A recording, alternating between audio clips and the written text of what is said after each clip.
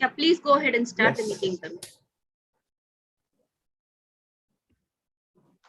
Good morning, fellow Toastmasters and guests. I welcome you all to the 607th meeting of the Madras Toastmasters Club. For the benefit of the guest, Toastmasters International is a non-profit organization founded by Ralph C. Smedley in the year 1924. Our mission at Toastmasters is to provide a mutually supportive and a positive learning experience in which members are empowered to develop their communication and leadership skills, returning in greater self-confidence and personal growth. There are four main values of the Toastmasters International, that is integrity, excellence, dedication to excellence, service to the member, and respect for the individual. As it's an online meeting, there are a few rules to be followed in the meeting. I request all the speakers from refraining from talking on taboo topics like sex, religion, and politics. Since it's a virtual meeting, I request you all to mute your microphone when others are speaking, so that it doesn't disturb the speaker who's speaking. I request everyone to rename their self in the format Toastmaster hyphen your name or guest hyphen your name. If you're a role player hyphen TM your name. In order to avoid confusions, I will share two forms in the chat window, one for the members to mark their attendance, others for the guests to share their contact information so that our VPM can reach you to clarify your doubts.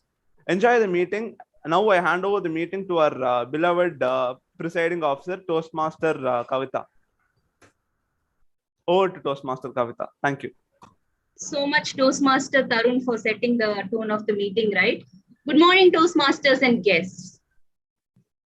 I declare open the 607th meeting of Madras Toastmasters Club. Let's quickly move on. Today is a very special day for 607th meeting is going to be a special meeting because we have two things here. We have a special Toastmaster visiting us, DTM Balaji visiting us. And today is going to be a visiting Toastmaster day. And we also have our area director, Toastmaster Srini. And yeah, this is going to be a fun-filled as well as an educational session because we also have Toastmaster Soumya's educational session today. It's going to be packed with a lot of fun and at the same time learnings. So let's move on quickly to our guest introduction. We have a few guests for today. Guest Anand. Guest Anand, can we please have your introduction and how you got to know about Toastmasters? Hi, ma'am. I'm basically from Karnataka. I live in Chikmagaluru. It's close to Bangalore. I'm a HR professional. I have close to 11 years of experience into HR department. I'm working in a firm called Trivik Resorts. It's a hospitality industry. I got to know about this. I was just scrolling through Facebook yesterday. So I saw Miss Soumya's text. So then I texted her saying that, I want to be part of this forum. So she gave me an opportunity by sending link and all. So I'm very happy to be associated with you all. Thank you. Thank you so much, guest Anand, and hope you have a great time today. If you're interested in table topics, do give your name to Toastmaster Dinesh. Hope this is going to be an educational as well as an interesting session for you. Thank you. Yes. We will have your feedback in the end, towards the end of the meeting. Definitely. Thank you. So next we have guest Jonas. Can you please, okay, spotlight, okay. Spotlight done. Can you please unmute and yeah, guest Jonas. Your introduction and how you got to know about our club. Yeah, I'm from Chennai. I run a startup called Protorix, and this Toastmasters is the thing I got to know by a friend called Akash. He's on the list, I think. He introduced me all these things, so just getting to know all this stuff. So let's see. Okay, great. Good to know that we have a couple of guests from Facebook and people referring and all that. Thank you so much. If you're interested in table topics, do give your name to Toastmaster Dinesh, TT Master for today. Hope you have a great time. We'll have your feedback in the end. Thank you. And we have guest Akash. Guest Akash, good morning. a quick introduction and your Hi, Kavita. Good to see you all again. So last week was my first time on Chennai Toastmasters, and it was like really exciting. And the previous meeting went really well that I couldn't stop myself from joining again. And I also went ahead and pulled in my friend Jonas also to participate. So that's how well it went. So I'm really looking forward to this one as well. Thank you. Thank you so much, guest Akash, for that. Hope you have a great time. If you're interested in TT, please do give your name to our TT Master, Toastmaster Dinesh. Hope you have a great time. Let's have your feedback in the end. Thank you. Okay, we have had our guest introduction for today. Let me introduce the TMOD for today, who will be the master of the ceremony. So TMOD for today is Toastmaster Priyadarshini. Toastmaster Priyadarshini is a very passionate Toastmaster. She is working as a program manager in Capgemini, and she loves gardening and reading. I've seen some of her gardening videos in Insta. So hoping to have a great time. I'm sure it's going to be a rocking time for all of us. Over to TMOD Toastmaster Priyadarshini. Thank you very much, Toastmaster Kavita. Good morning, everyone, fellow Toastmasters and guests. It's a privilege to be, doing the MC for this session, 607th session of MTC. For the benefit of guests, let me tell you the structure of every Toastmaster, especially this meeting. The meeting is divided into 3 rounds. The first will be a prepared speech round where the speakers will be delivering their prepared speech on the projects they have chosen from the pathway. And the second part will be table topics where the members can practice thinking and speaking on their speech. It will be a very exciting. I'll encourage everybody to give their name. It is also called an impromptu session. And the third and final will be the evaluation session where the evaluators will evaluate the prepared speakers. So that is how the general structure of any Toastmaster sessions. Today, we have something special. We have an educational session by Toastmaster Soumya, and we have a magazine reading as well. So these are the 2 other things apart from the generic structure. So this is what we will be following in today's meeting. And every meeting in Toastmaster will have a theme of the day and word of the day. Before introducing the theme, actually this year 2022 started, for me personally, it started with a lot of excitement, hype, and on positive note. But something after Pongal, everybody in my family, one after everyone, got sick. It was like a kind of, the whole house was messy and chaotic because everybody in our family got sick and nothing was working as planned. No proper food, everybody was tired. It was complete chaotic, and it was overwhelming also because there was a lot of backlogs at work side, personal side, kids school, a lot of backlogs also. So it was kind of, at one point we feel like living a normal life was kind of a luxury. It was kind of a very overwhelming situation. So that is when at one point we feel that the whole world has moved forward, and we are stuck somewhere. That is when the topic of the day or the theme of the day came as a very handy or helpful. The theme of this meeting is the power of now. It is actually inspired by Eckhart Tolle's book, Power of Now. And the word of the day is mindfulness. It is a very simple topic, but it requires a lot of practice to imbibe in our day-to-day. It is nothing, our mind is a meaning-making machine, and all the meaning, it is actually made by our mind. We always connect it to either past or future, and our mind make it very complicated. So these 2, the Power of Now book actually suggests to be in present and not get overwhelmed by the reactions or not get overwhelmed by what will happen and all. Just enjoy the moment, be aware of what is happening. Just be aware, just be present in the moment. Take it one by one. So again, for this meaning also, let's be very mindful, enjoy each moment. Let's not make any meaning out of it. Just enjoy this moment. Be very aware, be very present, be mindful of this meeting. And I would encourage all the speakers and the evaluators and table topic speakers to use this word whenever possible, wherever possible. So mindfulness is the word of the day. And Power of Now, I encourage everybody to read that book also. So it will help us to be aware, to be mindful, to be present in the moment. So this is the word of the day and theme of the day. Again, let's move on to, we have the general evaluator who will be actually taking through the whole session, evaluate the entire session. We have Toastmaster Karthik, who is working in Caterpillar as a process improvement lead.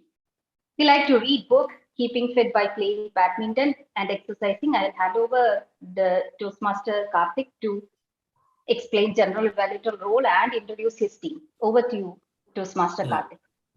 Yeah, thank you, Tiamari. You're able to hear me clearly? Yes, Karthik. Yeah. So, yeah, thank you for introducing the word of the day and theme of the day. So, mindfulness and power of now. So, I'm Karthik. I'll be playing the role of general evaluator for this meeting. So, what is my role? So, I'm going to monitor and evaluate the entire meeting, and I'll submit my observations at the end of the meeting. So for every I'm monitoring, it means I'm going to monitor every aspect of the meeting, whether it is started on time, ended on time, whether all the role players have performed their roles very clearly or not. So these are the aspects which I'll be monitoring. So to help me in this monitoring role, I have a team called Timer, Counter, and Grammarian, and set up evaluators. Now I'm going to call my team members one by one to explain their respective roles. First, I would like to call Timer Toastmaster Nityashree. Toastmaster Nityashree is a computer science student and an avid programmer. She likes reading books. Now I'd like to invite Toastmaster Nityashree to explain her role. Thank you for the introduction, G. So the role of the timer is to note down the time taken by all speakers. For prepared speeches, the time limit is 5 to 7 minutes. I will show green at 5 minutes, amber at 6 minutes, and red at 7 minutes with 30 seconds of grace time.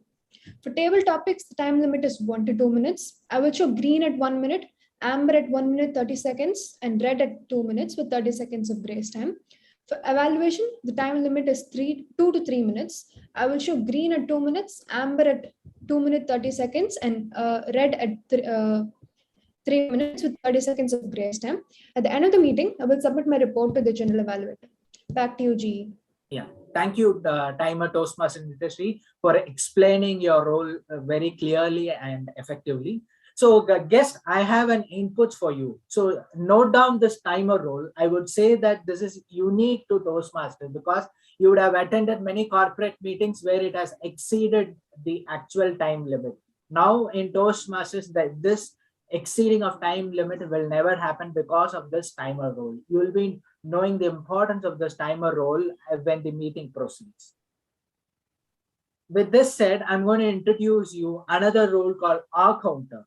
So today's Counter role is performed by Toastmaster Abha Janani. She works at Chennai Airport. She is the Potterhead who loves reading Harry Potter books, and she also loves reading other genres and listening to music. Over to our Toastmaster Abha Janani to explain her role. Thank you, General Evaluator, for that introduction. Good morning, fellow Toastmasters and guests. The purpose of the Counter is to note words and sounds that are used as a crutch or a pause filler by anyone who speaks. During the meeting, I will listen for overused words, including and, well, but, so, and you know. I will also listen for filler sounds, including and I will also note when a speaker repeats a word such as I, or this means. At the end of the meeting, I will report the number of times that each speaker used these expressions. Over to you, General Evaluator. Thank you. Thank you, Toastmaster Abha Janani, for explaining your role. In short, this explains how a speaker is in the flow of a speech, whether he has any pause or fillers. If there is a pause or fillers, it will look odd. So this role will note down the pause or fillers used by the speakers. Thereby, the objective is that as the time goes on, the pause or fillers will reduce. That's the whole objective of this counter role. I have another role called Grammarian, played by Toastmaster Anand. So Toastmaster Anand works at SIPLA. His interests are toward coaching, guiding society, and health and wellness. We have seen that interest in all his speeches. All his speeches will be aligned towards health, wellness, and nutritious aspects. His hobbies are reading, cycling, and traveling. Now I request Toastmaster Anand to explain his role of grammarian. Thank you, General Evaluator, for your warm introduction. Toastmasters, fellow Toastmasters, and dear guests, good morning. Today I'm playing the role of the grammarian. The role of the grammarian is to note down the usage of good language, unique phrases, and error in that language. Also, mindfully, I note down the usage of the word and theme of the day by all the speakers. At the end of the meeting, I will submit my report to the General Evaluator. Over to you, General Evaluator.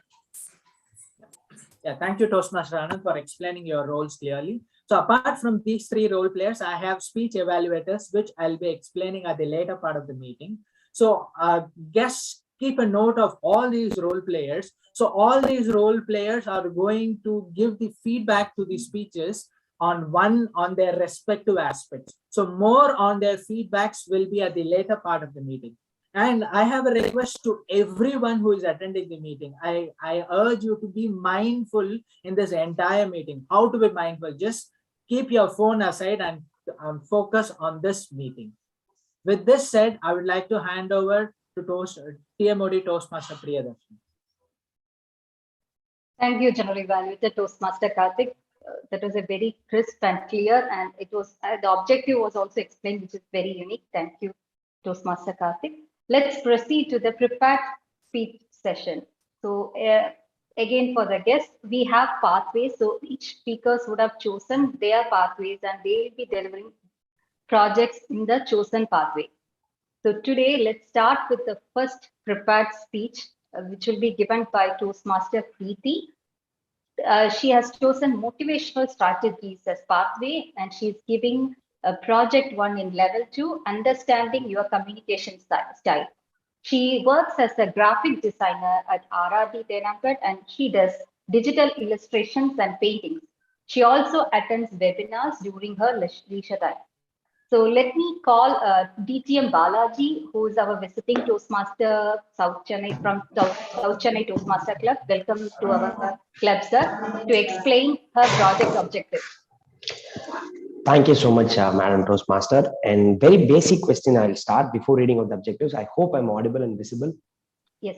Thank you. Thank you so much. And today my target speaker is delivering her level 2 project 1 from motivational strategies. And the purpose of this project is for the member to learn about different communication styles and identify her primary style of communication. And also the member will be sharing the impact of her style on others. So her impact, the communication style, which has given impact on others. And for the benefit of timer and audience, the time limit will be 5 to 7 minutes. All the very best. Over to you, Toastmaster of the day. Thank you. Thank you, DTM Balaji. So over to you, Toastmaster Preeti. All the best. Thank you, Toastmaster of the day. Imagine the world without communication. Scary, right? Without communication, one could not share their ideas, express their feelings or emotions and knowledge. We could not help each other. We could not socialize with people. And if there is no communication, there is no society. Communication leads to the evaluation. There is a couplet in Tirukkural. Pallavai katchum bayamilare, nallavayul nangu sela solladar. Pallavai katchum bayamilare, nallavayul nangu sela solladar. The meaning or the explanation of this Tirukkural is, a learning of a wise man is a waste if he cannot communicate it well. I'll repeat. A learning of a wise man is a waste if he cannot communicate it well. Everyone has a unique style of communication. This particular project from level 2 and project 1 demands us to understand the communication style. So there are 4 communication styles. Can anyone unmute and tell me what are those 4 communication styles? Anyone? Direct communicator, initiating communicator, analytical communicator, and supportive communicator. Okay, direct, initiative, supportive, and analytical. I named it as DISA, and that is my speech title. So now let us understand the different styles through an illustration. Imagine there are 4 persons with names D, I, S, and A, respectively. There is a friend who is calling all those DISA persons, and let us see how they respond to that call. When a friend called, the person called D over the phone. Hi D, how are you? D replies, I am fine, hope the same with you. What is the matter? Now this D directly comes to the point to know the reason why his friend called. Because this person is a direct communicator and he is result oriented. Now, when the friend calls the person I over the phone, before the friend starts the talking, I initiate the conversation and discuss all the stories that they have. How was the life? How was the day? What is the plan for the weekend? And shall we go for the shopping? So on. This person is an initiative communicator and he is sociable and fun-loving. When the same friend calls the person yes over the phone, yes listens to the friend, then he talks and respond in such a way that he cares him. This person is a supportive communicator. He is calm and gentle. He is an active listener. His priority is always with the closer relationships. When the same friend called the person A inquired, why did you call from another number? What happened to your number? This is an analytical communicator. He is task-oriented and Mr. Perfectionist. Now, everybody has their own style of communication. So, undergoing the quizzes that was given in a Toastmasters manual, I identified my primary communication style is a mixture of supportive and initiative. 75% supportive and 25% initiative. I'm basically very calm in nature. I don't talk much. During my school days, we were the gang of 3 friends. Among those 3, 2 are initiative communicators. They always have some stories to talk. It might be the series they watch or the food they ate or anything. I just listen to them and laugh at their jokes because I'm very weak in extending the conversation. But if they face any problem in life, the first person to whom they share is with me because they know that I'll support them and I listen to them. Everybody needs to be heard, right? The best part is my husband is also a supportive communicator. So I am bad in initiating the conversation. He is worst in it. I listen to him, he listens to me, but nobody will talk. As a result, our conversation rarely extends 5 minutes. And we used to fight for these reasons. So adding to the point that I am a supportive communicator, we all know people working from home used to get up at 7 for the 6 o'clock shift. But I am a kind of a person who wake up at 5 and get ready to do my work. I am sincere and dedicated. I make sure that I do everything with satisfaction. I don't expect people to appreciate me. I value self-satisfaction more. So being my role as a BPPR, the designs I provide for the clients, in my work, I do everything with dedication and people loves it. I'm also a strong believer of the quote, self-satisfaction is a step higher than success. I'm also being mindful and listen to what I'm doing now. If your destination is self-satisfaction, then automatically you'll meet success in your journey, and that is my motto of life. Also, I'm approachable and supportive, as I said. My colleagues used to say that they feel comfortable with me. I really help people if I can, and I avoid saying no unless it is very necessary. But one question to you all, will it work if you're only following one communication style? Definitely no. Because Even if I said I'm not 100% supportive, I have some initiative in me, also the other styles. The way I communicate depends on the situation as well. I adapt the styles based on different situation I undergo and different people I meet in life. Now, being the Vice President membership of Madras Toastmasters Club, I should be a little initiative with the guests, which is little hard for me, but I'm trying to do that role best. Not only in BPM role, being as a contest chair for the division level contest, I have to be initiative to discuss with the other role players and arrange them and conduct the contest effectively. So that situation demanded me to be initiative. So I'm learning to be initiative as well. As we are living in a society where we have people from different walks of life, it is necessary to follow all the communications. As Toastmasters, we could not fix ourselves with one communication style. Being flexible in adapting different communication styles help us to connect with our fellow members evenly. Over to you, TMO. Thank you. Thank you, Toastmaster Preeti. That is an excellent speech. And of course, I do agree that we need all communication style to excel in career, in personal life, especially. Okay, let's move on to the next one. Toastmaster Sriram's speech. Toastmaster Sriram has chosen innovative pathway, innovative planning, and he is our past president. He is currently product manager at Secured Solutions and provides data security solution based on Microsoft Azure technology. Music is his hobby, and he says that it gives a lot of pleasure in free time. To share his project objective, can we have Toastmaster Srinivasan? Hey, thanks, Toastmaster of the day.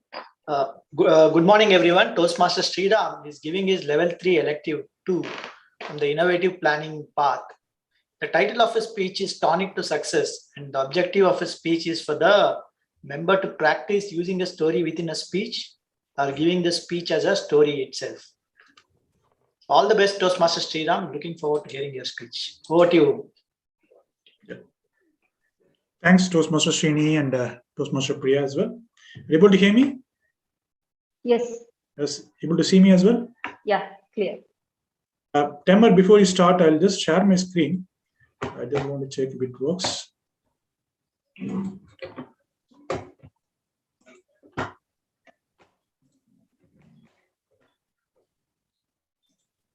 Okay. Very good morning, Toastmasters, fellow friends and guests. It was Friday afternoon.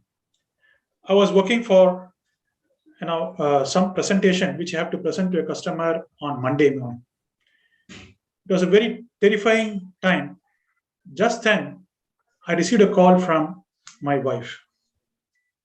Ennaga, yes, Subha? Our son performed poorly in the maths exam and he got only 40%. I was a bit shocked. And she said, I'm really upset. I don't know what should I do. This is happening for quite some time. And saying this, she started crying. I just pacified her and said, don't worry, we'll do what I can. I'll come back to Chennai, then we can discuss. Saying this, I hung my phone, but I couldn't concentrate on my work.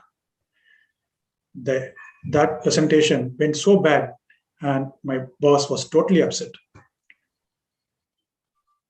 So I came back, and that night when I reached Chennai, it was raining heavily. I took my overcoat, hung on the hanger, and looked at my son. He didn't look at me, but his face was frustrated. I asked him what happened. He said, don't ask me, Dad. Saying this, he rushed back to room, slammed the door. And that's it. I turned my head towards my wife and asked her. She said, the previous day was a parents-teachers meeting, and the teacher was totally upset the way Shashank performed. She said, this happening the fourth time, and this is the last chance for his revision exam. If he doesn't perform well, he has to be retained. That was a great shock to all of us. I don't know what to do. So we had a problem.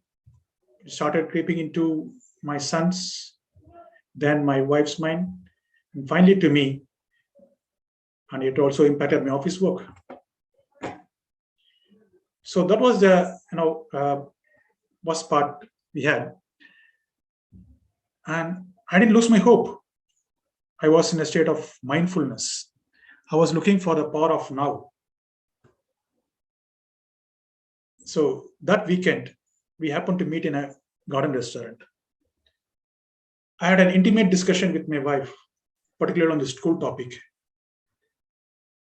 I told her the only way to solve this problem is practice. Because he used to understand all the concepts very clearly, but somehow he doesn't perform well on the day of exam. So I want to give this a try. And I told him, why not? I told my wife, why not practice, take some 5 years last question paper and start practicing it. She said, he doesn't have the self-drive, and that we require some coaches. Unfortunately, both of us lost touch with Max for quite some time after we graduated from college. Just then, I happened to hear one of his friend, Adi, and he's attending a session with one of his, I think, special classes with some tuition master. We thought, why not we try this? Finally, we decided this and made a try. Initially, it was challenging. He has to go through a lot of challenges, but over a period of time, he started gaining confidence. And the revision exam too, he performed well. He cleared the maths paper, and that gave him more confidence. He didn't stop there. He still continued his effort. And the power of now worked well. And on the day of the final results announcement of the board exams, we were eagerly waiting, fingers crossed, outside the school campus. My son walked in slowly with heart beating, and he just went to the notice board and started scanning. His sorrow face turned into a joy of moment. It blossomed with a joy of moment. And he turned towards us and started running with both his hands. Yes, I made it. I made it. What a great achievement. He told us that he got grade A in maths. That was the greatest achievement. And after all the hard work we had, the tonic to success worked out well. And of course, practice. That really happened. So both of us were able to identify the problem, come up with a solution, and because we are able to identify the tonic of success. The same thing can be applied to Toastmasters as well. So my dear Toastmasters, all of us start this journey in Toastmasters. We have been going through a lot of ups and downs, including me. Why don't we connect with your mentor, identify the problem in front of us, and find the tonic of success? And that's going to be really a challenging part, I know, but start finding the tonic of success, and that will make you a great successor in this role, and even Toastmasters. So Toastmasters, have you identified a tonic of success? What do you, Timothy? Thank you, Toastmaster Freya. Of course, I need to identify the tonic of success. I'll definitely do. And let's move on to the next one. So next is Toastmaster Priya Narayan, who is giving her project 1 in level 5 in the pathway presentation mastery. Priya Narayan, she works for a telecom service provider and manage customer service for the group. Her passion includes reading and traveling to religious places, and she strives for work-life balance and always work on finding better ways to do things, both at home and work. It's a very it is always interesting to watch and listen to your speech, Priya. Let me call upon TTM Pat sir to explain the project objective. Over to you, sir. Good morning, everybody. All the project speeches are significant in Toastmasters, but a 20 minutes speech demands not only mindfulness, but also the power of now. Toastmaster Priya Narayanan is attempting to deliver a project from Presentation Mastery Level 5 Project 1, prepared to speak professionally. With the title Game Changer, timer, you have to make a special note. The timeline is 18 to 22 minutes, perhaps 18, 20, 22 respectively, green, yellow, and red. All the best, Toastmaster Priya Narayanan. The project purpose for the member is to practice developing and presenting a longer speech. All the best, Toastmaster Priya Narayanan. Back to the Toastmaster of the day. Thank you, DTM Pat sir. Over to you, Toastmaster Priya. Thank you, DTM Pat. Thank you, Toastmaster Priyadarshini. Timer, I will be connecting presentation. I'll just test it and then I'll tell you when I'm ready to go. Yeah, you can start timing me. So as we begin the session, friends, I'll request a couple of you all to unmute yourself and, probably define the last 2-3 years of the pandemic in 1 or 2 words. Well, you have an example here called Game Changer, but I'd like to hear your perspective as well. Life changer. Life changer, okay. Uncertain. Adaptable, okay. Uncertain.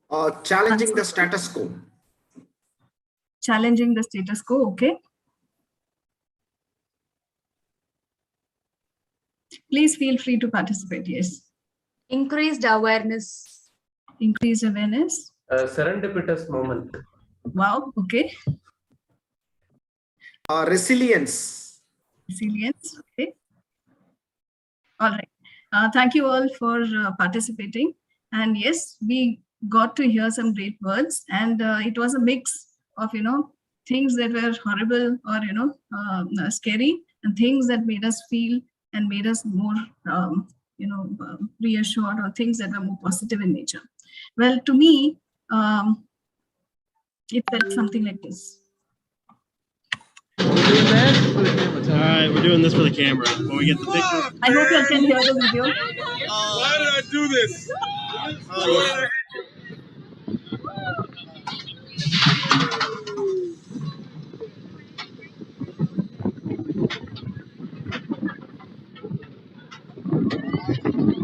Holy smoke. Holy smoke.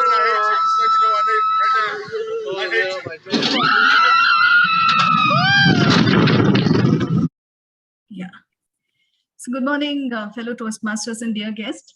For me, the last couple of years of pandemic was actually a roller coaster ride. Reason being that, when the pandemic was going to happen and they were to announce work from home, it was extremely joyful for me. And I said, hey, I get to work from home. And that was pretty exciting, like the initial part of the video. And there was a huge amount of excitement. As we started working from home soon, my husband, like the person in the video, said, no, I can't handle it. I can't stay at home forever. And then we were all pushed into national lockdown, and we could barely move out. And, as we were gritting our teeth and fighting our frustration and overcoming all the hurdles in our path, things started easing up. And we thought this is the end of the pandemic. And as we were just about to come out, like in the video, there was a steep drop. And we saw a surge in COVID cases. There were a huge amount of horrific stories of people dying. And yes, we were all holding on to dear life. So that kind of sums up the pandemic for me. But another word that aptly describes the pandemic in the last 2 years is that COVID has actually been the single largest game changer in all our lives. As I was thinking and mulling about what are the things that COVID has done, I think entire living population have gone through change because of COVID. Some things that quickly come to mind is first, the distorted sense of time. As we all learn to stay at home and with kids no longer needing to go to school, we at some point in time lost the sense of time. It didn't matter whether it was a working day or a weekend, because every day felt the same. Many of us, it also blurred the difference between a working day and personal time, as more and more of us were working through the day, and weekends didn't feel like weekends anymore. The other big change that COVID brought about was the way we work out. Remember the times when the gyms were closed, when we couldn't venture out for fear of catching the infection. We all went through a lot of innovation. We all learned of innovative ways to stay fit or get fitter. There was a proliferation of online classes teaching yoga, aerobics, etc. And all of us learned to transform some corner of our house into something aimed towards well-being. Many of us took to yoga, meditation, and mindfulness. We started realizing that no longer is it important to only take care of our physical well-being, our mental well-being was also at risk. And we found ways to cope with the stress.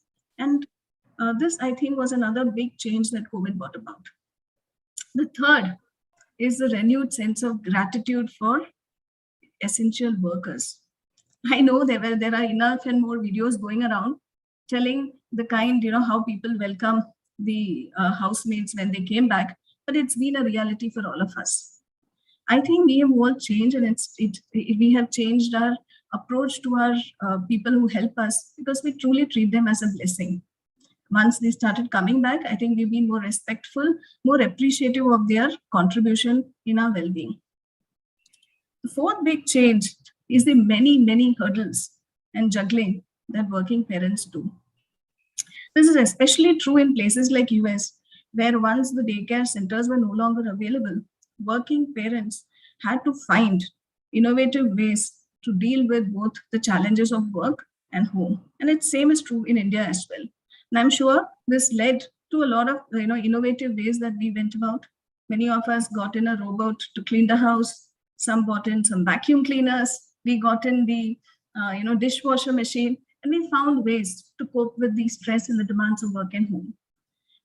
So this is one big change that came in. The other thing is, of course, a massive change in the appetite of all of us. In USA especially, 45% of the households has switched to cooking food at home, as against them relying on takeaways. All of us have heard enough and more, and we are increasingly focusing on nutrition, enhancing food, natural food, local produce, and doing away with shelf-bought items.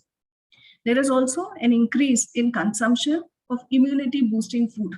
So we've seen the surge in the sales of pepper, cumin, turmeric, lemon, ginger, etc.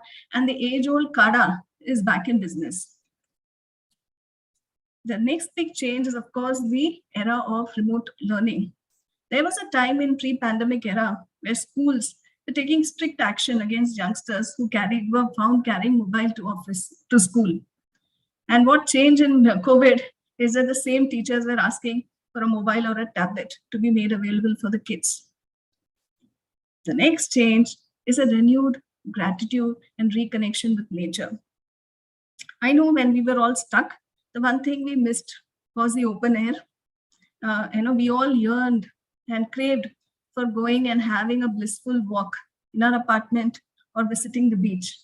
And whenever the pandemic showed some signs of abating or coming down, all of us made a beeline for national parks and beaches, etc., so that we could beat the crowd and still find our solace and peace and get mindful again.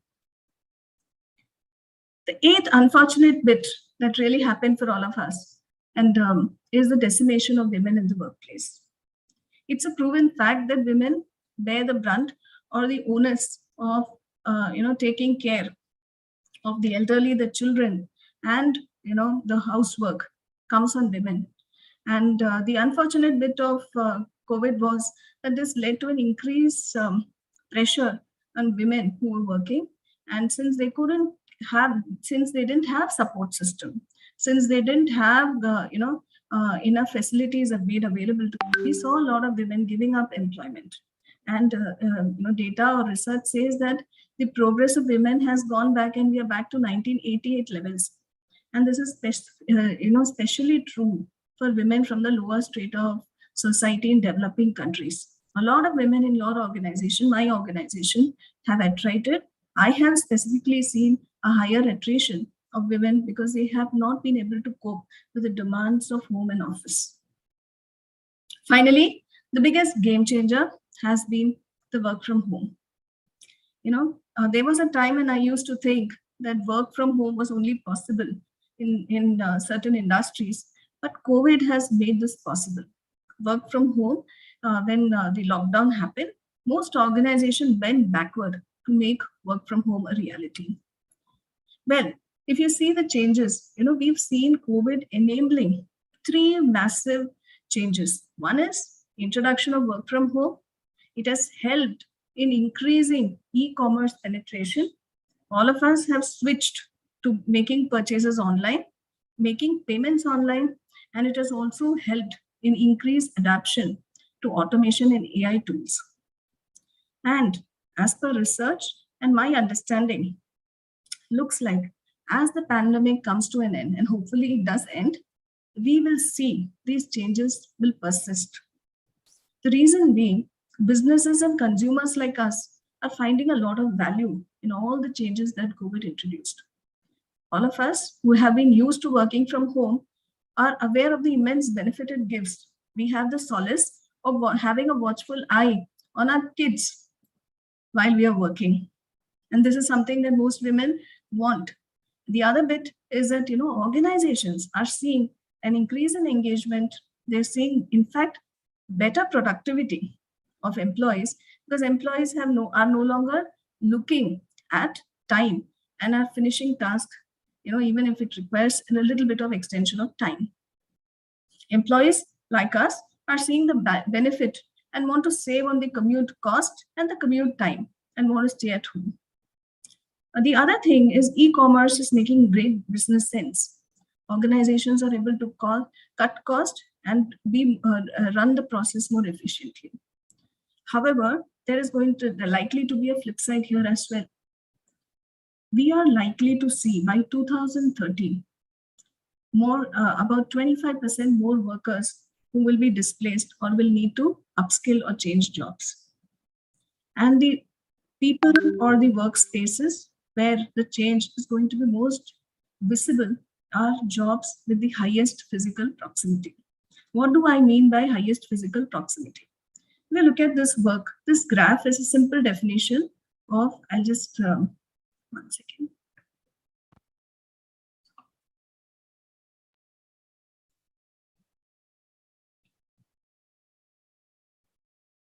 These are jobs.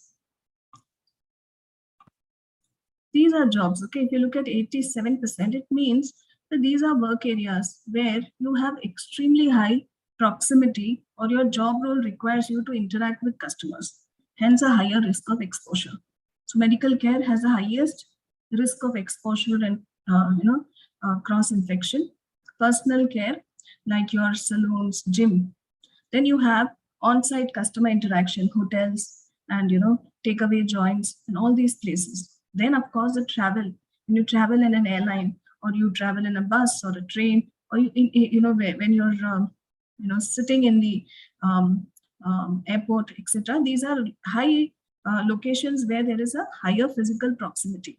And as per estimation, by 2030, we are likely to see a very high displacement of people who are the frontline workers.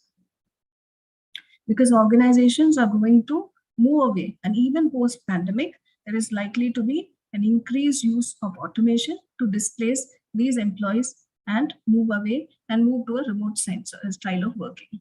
So what will happen is that in future, it's very likely that we will continue to see remote work and virtual meeting. Of course, once pandemic is over, we may not see the same amount of intensity we see in the virtual meetings right now, but virtual meetings are here to stay.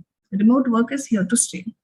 Organizations are soon likely to firm up their decision and decide on a hybrid model. They may decide to provide hybrid model for individual workers or people who don't need to coordinate with other department or people who don't need to use special equipment. Special equipment, I mean people who are working in laboratories or need to access high-end equipment to do their job.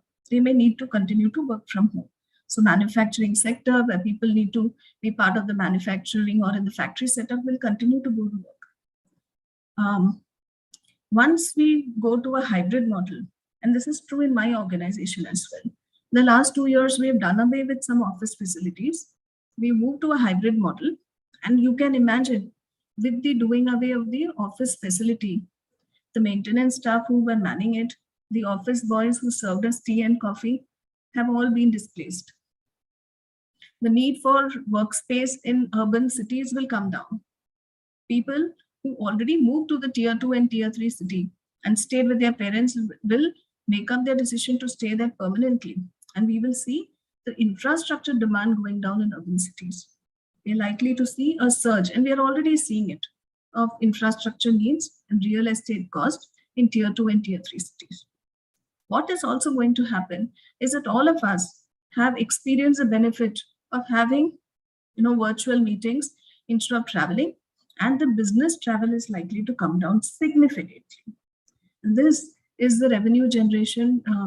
This is a very big arm which generates business for the airline and the hotel industry. So when business travel ceases, the demand and the footfalls will come down, and these businesses will end up doing away with all those people who manage the front office and the front-end job. What else is likely to happen? E-commerce will flourish. We are already hearing about IPOs of great online companies. Yeah, businesses, e-commerce companies are going to thrive. A lot of us have still not moved to buying things from the local kirana and still making online purchases because they find it extremely convenient. Online e-commerce sites are enticing us with, no charge on deliveries. They've done away with all limits. They're assuring us of 30 minutes quick delivery and everything, and that keeps us enticed. So e-commerce is going to thrive. So if e-commerce is going to thrive, warehouses, transportation, business is likely to thrive. So these are some industries which will see a growth. There are other industries like your aerospace, airport, hospitality, food services, which are likely to be massively impacted. I've taken this input from McKinsey. McKinsey recently conducted a research with 800 plus CEOs across the world. And one question that it asked them was that while you did quickly adapt to automation and AI, because there was no other way out during pandemic, do you see a similar investment post-pandemic? And most CEOs have said yes. If you see in India, we're going to see a 2x or twice the amount of investment getting into automation and AI. Organizations are trying to find better ways to stay nimble and agile and speed up their business by doing away with processes which can be done through automation. And the biggest casualty which is going to happen, or the final outcome, is that there is going to be very little growth. And people from the lower strata of society doing low-end jobs who are front-ending and having high proximity with customers are likely to be the most severely impacted group. There's going to be very little job opportunity. It is estimated that there is going to be a 4.3 million loss of jobs in customer service and food service in US alone. And the increase in e-commerce is only going to add to 8 lakh jobs. So more number of people are likely to be displaced than the people who are going to get absorbed in new jobs.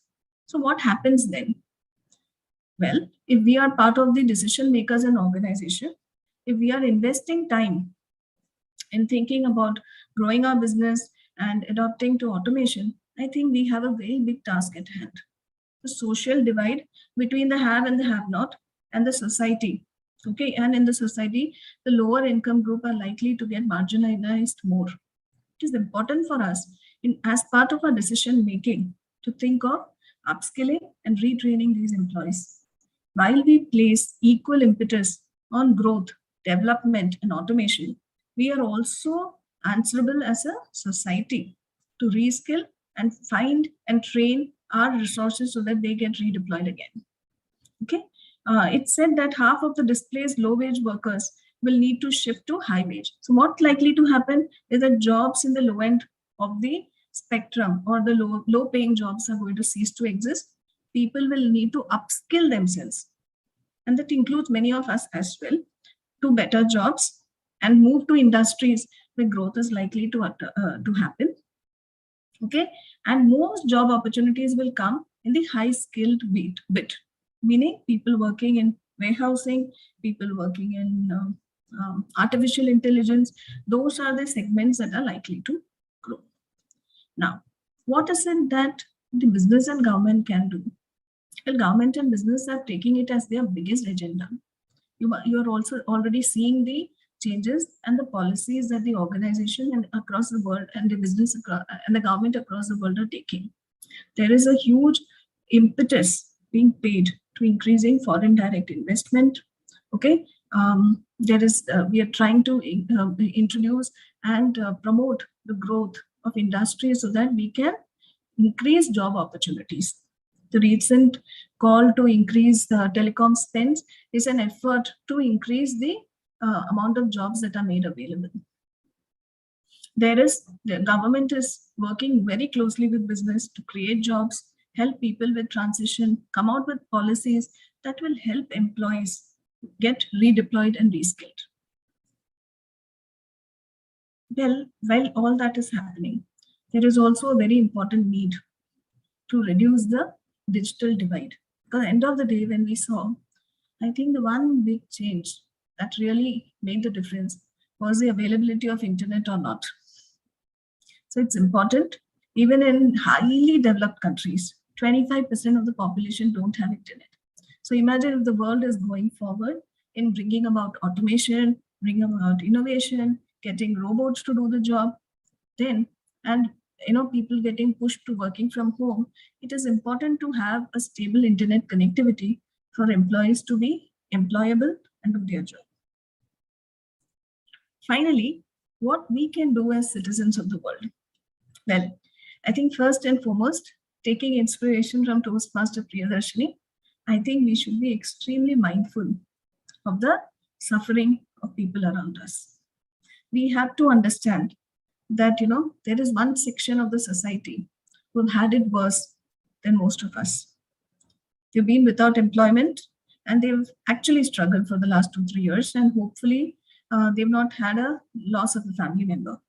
So first is be extremely mindful of the suffering of others, be extremely compassionate and be aware that, these are the people who were already economically behind and backward, and COVID has been most unkind to them. So we will, if we are part of policy makers, decision makers, need to make a very important mandate in the organization we work in to look at displacing, look at providing job opportunity for every employee who is going to likely to be displaced. Reskilling, upskilling, and thinking of how we can redeploy these resources is extremely critical for our society to thrive and exist. We will need to participate. I will give you an instance. I was speaking with my maid, and I was asking, what happened to your son? He was to write 10th standard. So what happened? How is he coping? And she said, sorry, I don't have a stable internet. And I have only one phone at home, which I carry when I come to work. So my son does not attend school most of the time. That was pretty shocking. So for a good 2.5 years, the future generation and people who, are likely to be the future workforce are without any source of education and knowledge or skill building.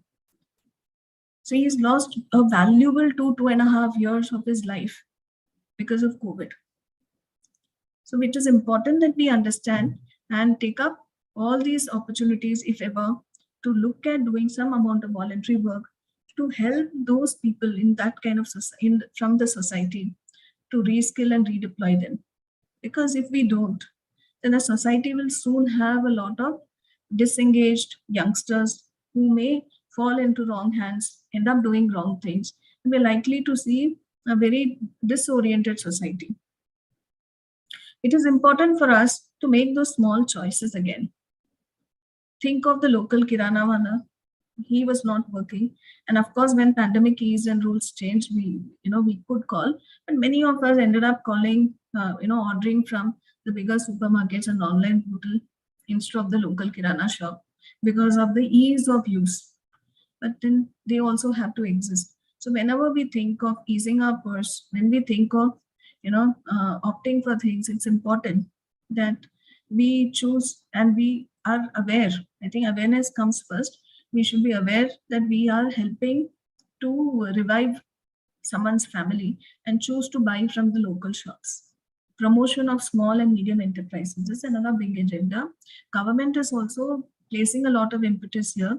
Small and medium enterprises, small scale companies and organizations really lost out during COVID because they didn't have the amount of infrastructure or they didn't have the money with them. So it's important for us to look at reviving and promoting local business in everything that we do and every purchase we do.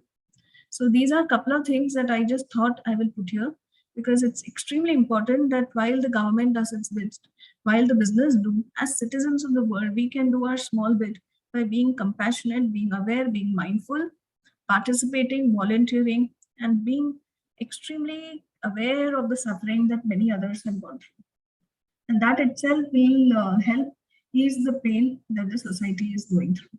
Finally, I think it's important to know it's going to be okay. We are a resilient society. We have overcome a lot of hurdles in the last couple of years, personally, organization front, and as civilization itself. And I think the future is going to be again a roller coaster ride, but we'll hold on, fasten the seatbelt, and get going. It's going to be okay. So thank you. Back to you, TM Moody. Thank you. Thank you very much, Toastmaster Priya. You have taken us through the last 2 years and whatever we have, everybody could relate to whatever you are telling. Okay, let's quickly move on to the next session. Educational session will be given by Soumya. Soumya is an emotional service awareness trainer, a peace enhancer, and a singer. She has 7 years of training experience and like in communication and interpersonal skills, personality development, and emotional intelligence. She lives by the quote, "Know thyself," and she's going to give an educational session on using body language. Over to you, Toastmaster Soumya. Thank you so much, TM Modi. According to Professor Albert Mehrabian's studies, there are 3 elements of personal communication. And in his studies, he quantifies the impact of these 3 elements as follows. Words, 7%. Tone of the voice, 38%. And body language, 55%.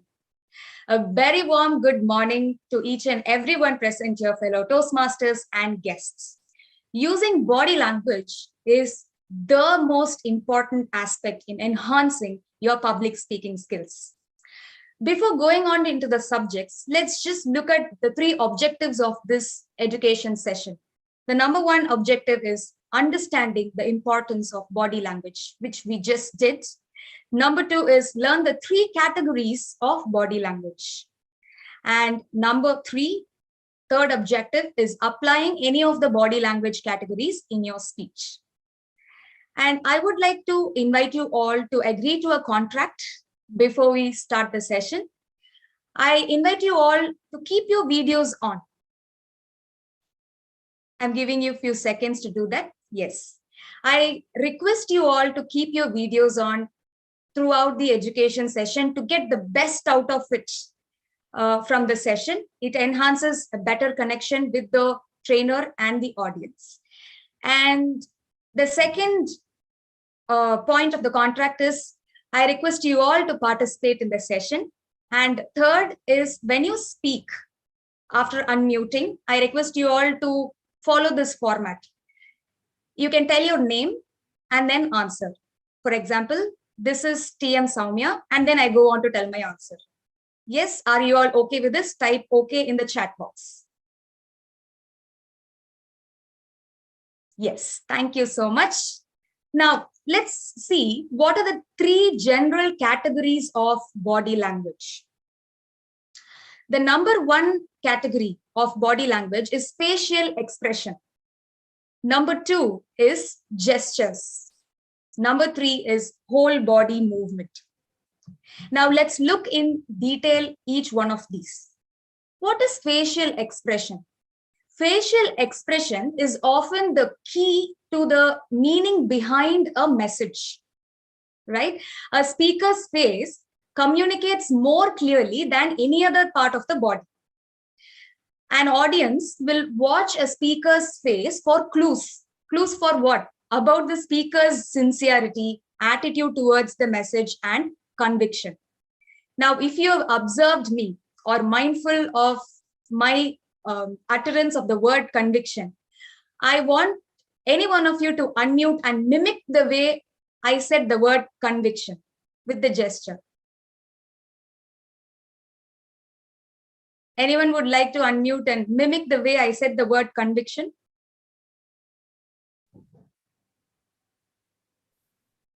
It's okay.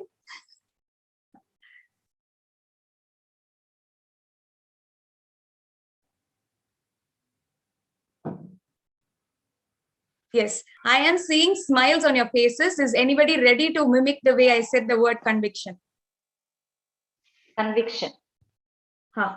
So, Toastmaster Abba says, right? No, okay. It's me, Priya. Priya, yeah. Can you say it again? Conviction. Awesome. Thank you so much, TMOD.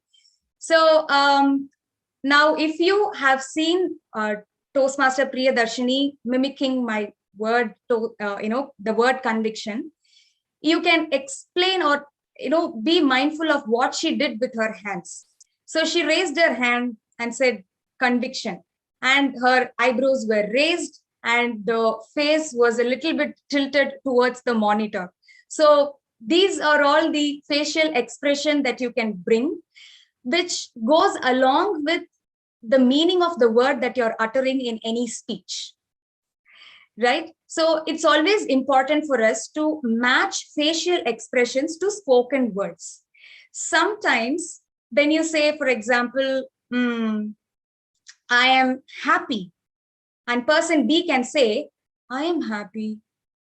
And the audience will be confused with the person B because there is incongruence. The word happy, the factual meaning of the word happy is different from the meaning exhibited through facial expression of the person B. So it's very important to avoid this incongruence and always match your facial expression with the words that you utter in any speech. And one more important aspect when it comes to facial expression is eye contact.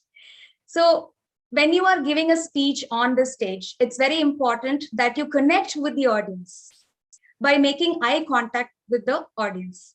So I remember when I used to go to speech competitions when I was a kid, I'll run the script on the wall and then I look at the wall and speak. So this became more, better once I started practicing having a connect with the audience through eye contact. Now you might have doubts regarding, okay, now we have moved on to the virtual platform. How can we do this? You can very well ask your audience to open the video. Now I have my screen in gallery mode so that I can see your faces. And when I am speaking, I'm actually connecting with you. Whether you know it or not, I'm actually looking into your eyes, making eye contact. And that makes a huge difference in what you are trying to convey. Then this is number one. Number two category of body language is gestures. What is a gesture? So gestures reinforce verbal messages, right? Convey a specific thought or emotion.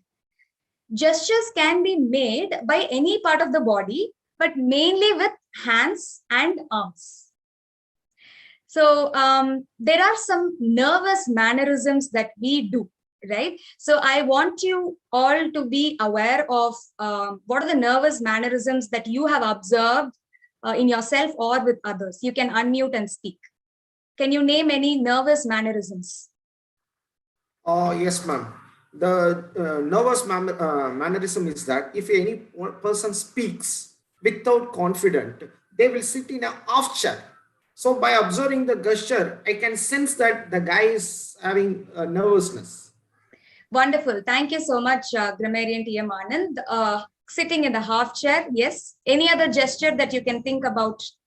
Toastmaster Preeti. Yes. I used to adjust my hair if I somewhere.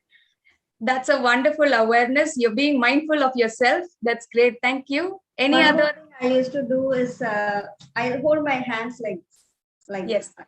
Fidgeting your hands. Wonderful. Yeah. Wonderful. Thank you so much. Any other answers? This is Karthik. Keeping the hands in your pocket. That's a great point. Thank you so much for bringing it up. Any other answers? Even if you see that crossed, completely closed, and feel nervous and protect the vital organs like heart. So that also one of the nervous posture.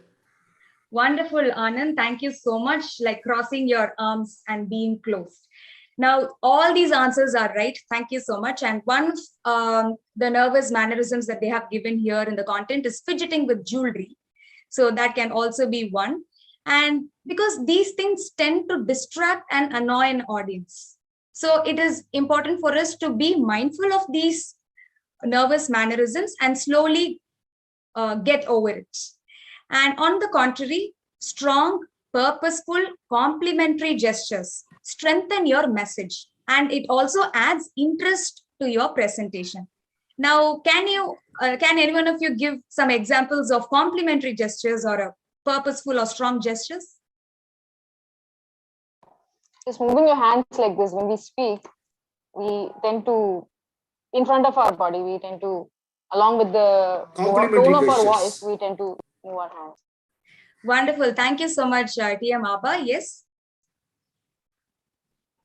Any other answers? Raising your hands like this to show the energy of the speech.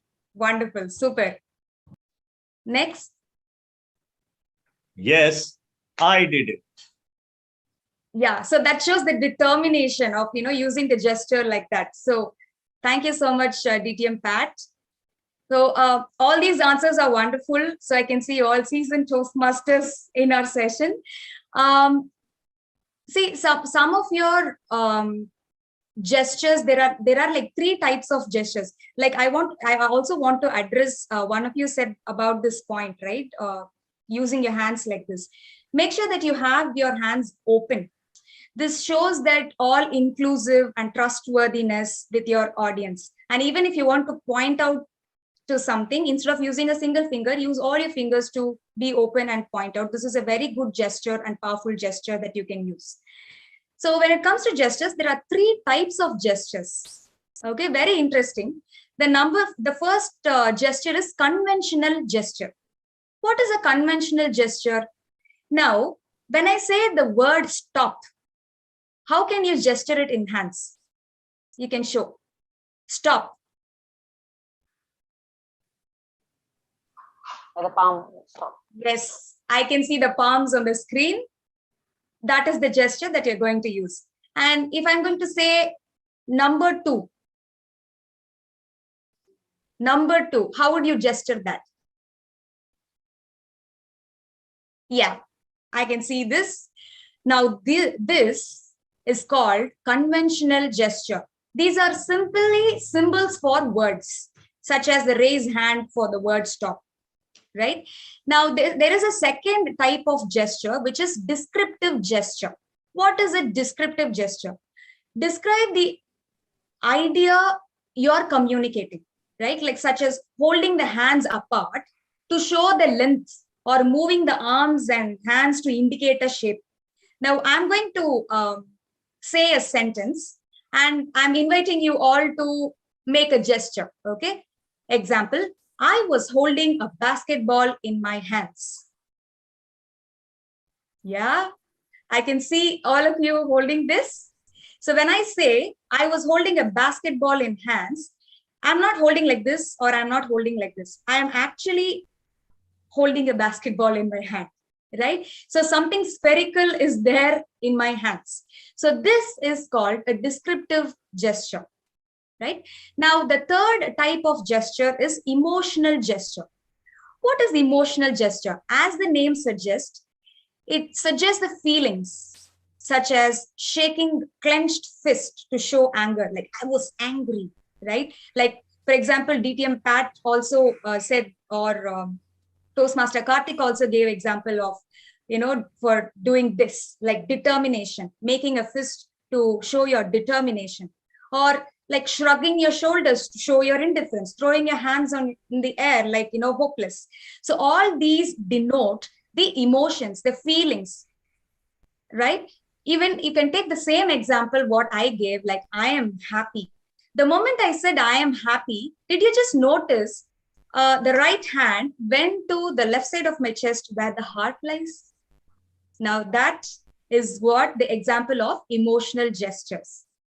Now, just a quick recap. What are the 3 types of gestures that we have? You can unmute and say 3 types of gestures.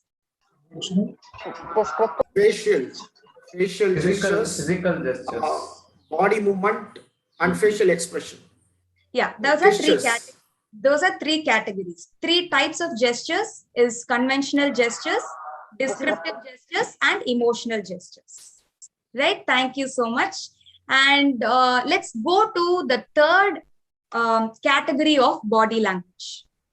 So the third category of body language is whole body movement, right? A speaker's stance, how he stands, his posture, and the movement tell the audience whether the speaker is confident, alert, or in command of the situation. So a relaxed and balanced speaking stance provides a solid starting point from which he can move the gestures and in any direction, right? So this also, having a relaxed and balanced speaking stance, it decreases the nervousness and it helps the speaker feel poised and comfortable and confident, right? So varying positions, like you can use different positions using the whole body movement during the presentation. Why? It can help the speaker provide visual transitions from one point of the speech to the next. And it also helps the audience to keep focused in the speech. Now, I know it's like so much of a theory, so I'm going to share with you all a video. Just carefully observe what he does. Can you see my screen? Yes, yes. I wasn't afraid of the cops, but there was one person I was very afraid of, and that was my mama. Raise your hand if you have an emotional mother. Let me see. Put them all together, you get mama. I can hear her scream outside the police station. Even the cops were afraid. She came up to me, held the iron bars, looked into my eyes, and I saw a tear coming down her face. Now, I've seen my mama cry before. Now, what did you observe? Yeah, his facial expressions and emotional gestures. Yes, with regards to voice modulation and movement. Yes, with regards to whole body movement, can anyone observe what he exactly did?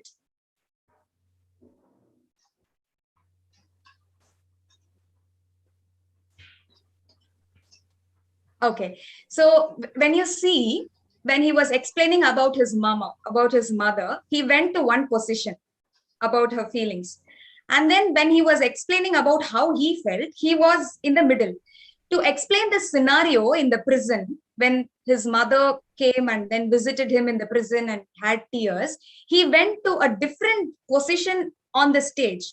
The whole body was moved the sideways and he was depicting the scene, right? Now, this is a very strong example of the whole body movement. So basically, it was helping us, the audience, to make out the visual transitions that was happening in his story, right? So these are the things that we can employ in our public speaking skills, which will bring out the best in what we are conveying. Now, yeah, so how we can bring it all is, I'll give you like 3 tips how to practice. please make use of the mirror. So in front of the mirror, you can employ these things and then try. And the second thing is you can video record, especially when you're giving like online sessions. So even before the session, you can just, video record and see how your hand gestures, facial expressions, and body movements happen. Or you can make use of our friends and families and then present your speeches and then ask their feedback and then improve on it. Now, quickly before going into a fun activity, I'd like to go for a quick recap. We saw 3 different categories of the body language. The one is facial expression, and number 2 is gestures, and number 3 is whole body movement. Now, let's go into a fun activity. I'm going to give you a quote. Okay. So I'll just put it in the chat box. You're going to employ whatever that you learned in this few minutes and just say the quote with the gestures, right?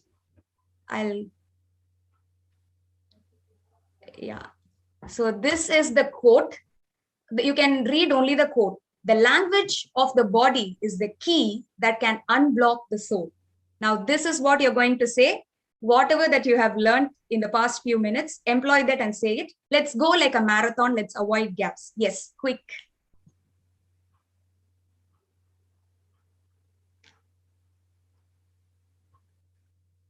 Do you want to try? Yeah.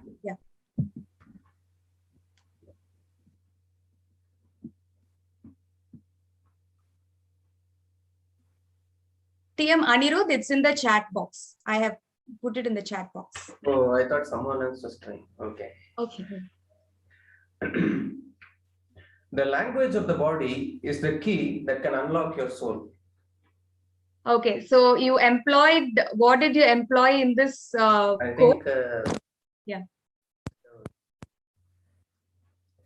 the language of the body is the key that can unlock the soul. Wonderful. Awesome. Thank you so much, Toastmaster Anirudh. Anyone wants to try? I'll try.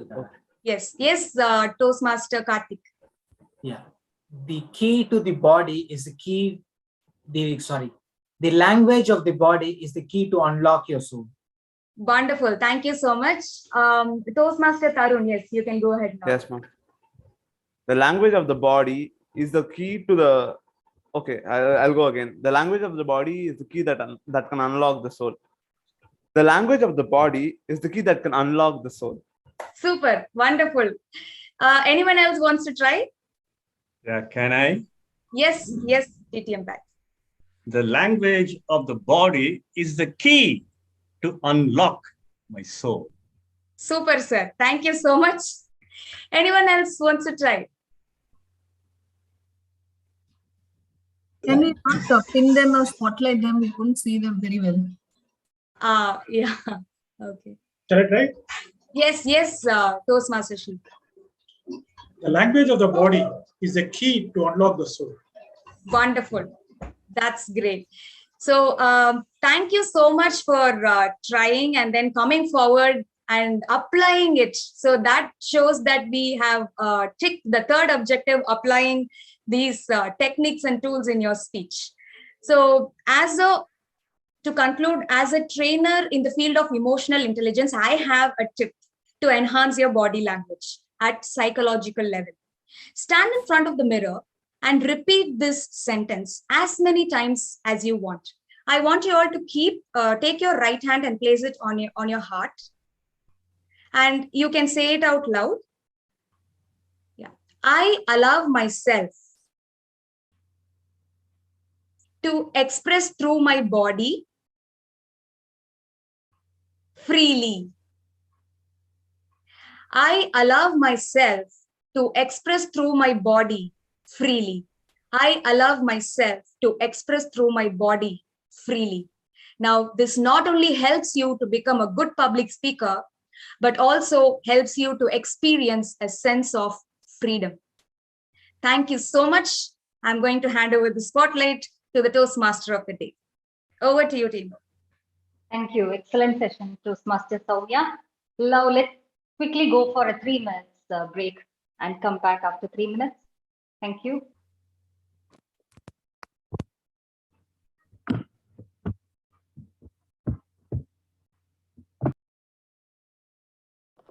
timer, please indicate us when the break is over.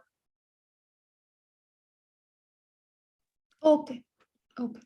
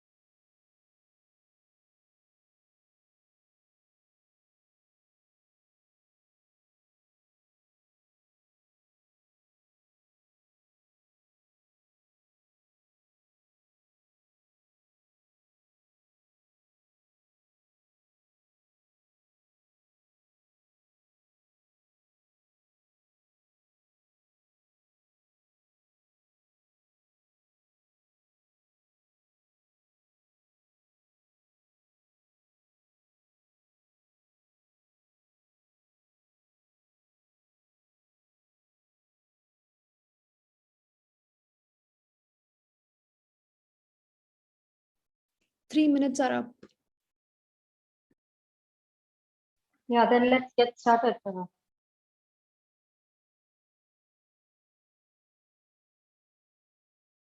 Hello, Toastmaster. Toastmaster Dinesh, please go ahead and start your TT.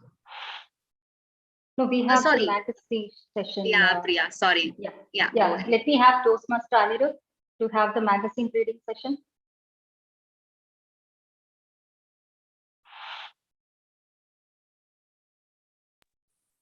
Yeah, so hope I'm audible and clear and visible. Yes. Okay, so I'll start now. Good morning, fellow Toastmasters and guests. Every month, Toastmasters International publishes magazines in our Toastmaster website. And these magazines contain a lot of information on how to improve our communication and leadership skills. It has many articles which are very, very informative. And now I'm going to read out a summary of one of those articles. The title of the article is Let Your Stories Talk. So it is an interesting title, right? So let us now begin with this article.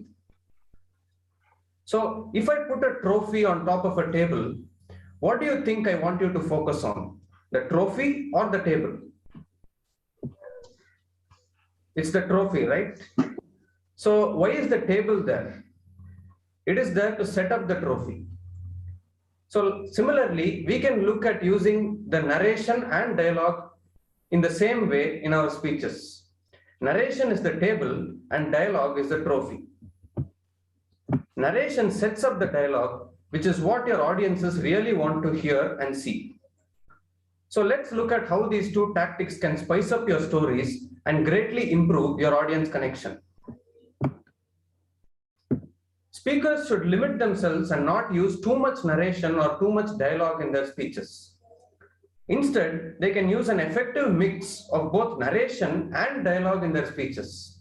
For example, an effective mix might sound like this.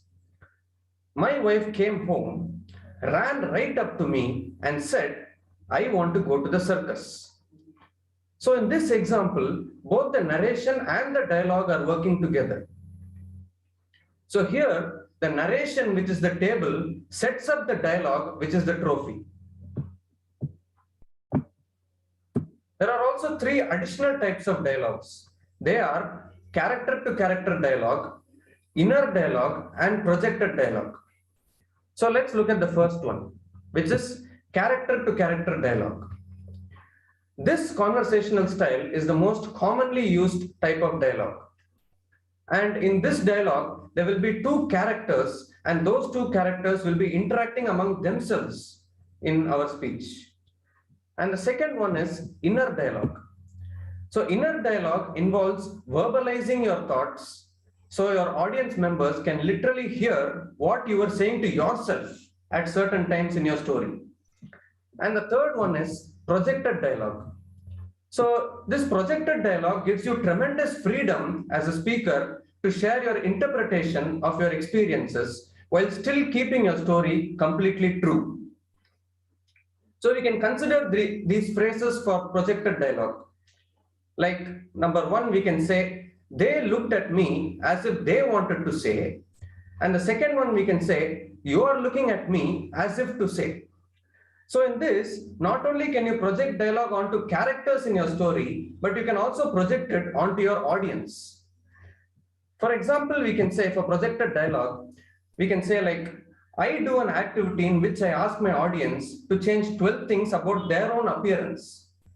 And in return, they give me strange looks. And that time I know what many of them are thinking.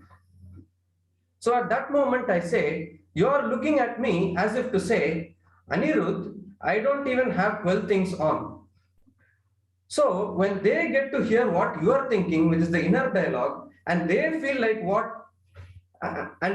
like you know what they are thinking, which is the projected dialogue, your connection will be nearly unbreakable. So using a healthy mix of narration and dialogue will indeed infuse life into your stories and speeches. So if we use these three types of dialogues in our speeches, then it will open many more opportunities to make the audience talk, which is think, act, learn, and listen. So that's about this article. For more information, we can go log into our Toastmaster website, and we can go through the articles which gets published every month. So it will be really informative and really helpful to improve ourselves actually. And we can employ all those tactics even in our speeches, so that it will take our speeches to the next level.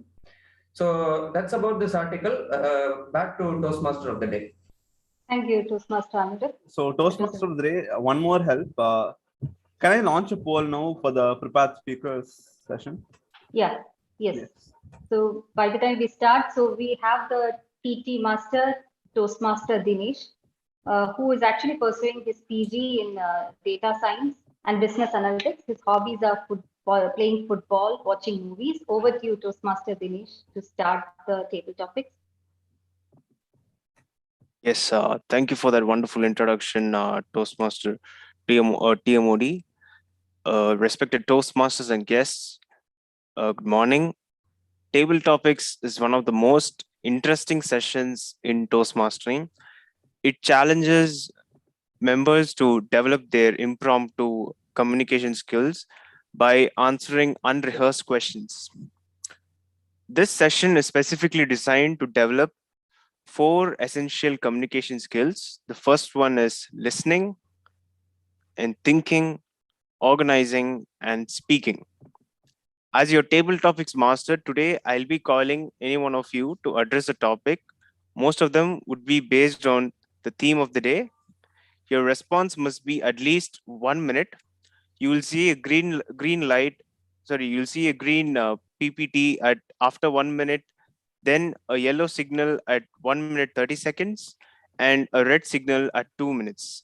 After the red signal, you have 30 seconds to wrap up your speech. I also request the speakers to use the word of the day and theme of the day as much as possible. For the benefits of the guests, I'll call the person first. I'll say the topic. Also, I'll repeat the topic once again for clarity. Are you all ready? Okay, let me call the first person. And for the first topic, I would like to call DTM Pat.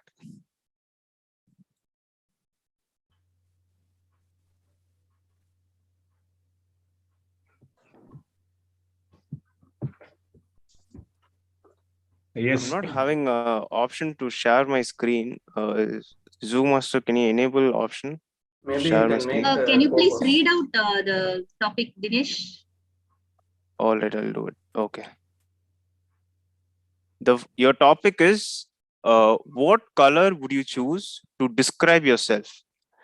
I repeat, what color would you choose to describe yourself? Table topics master, fellow members, and honored guest.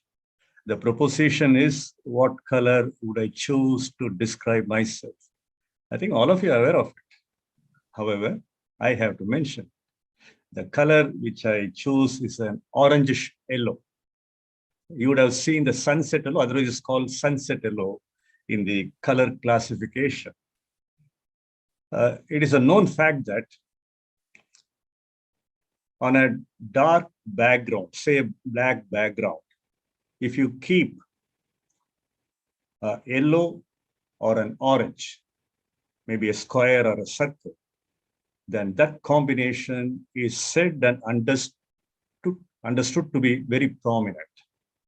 And that is why I am fascinated by the combination called orangish yellow or yellowish orange.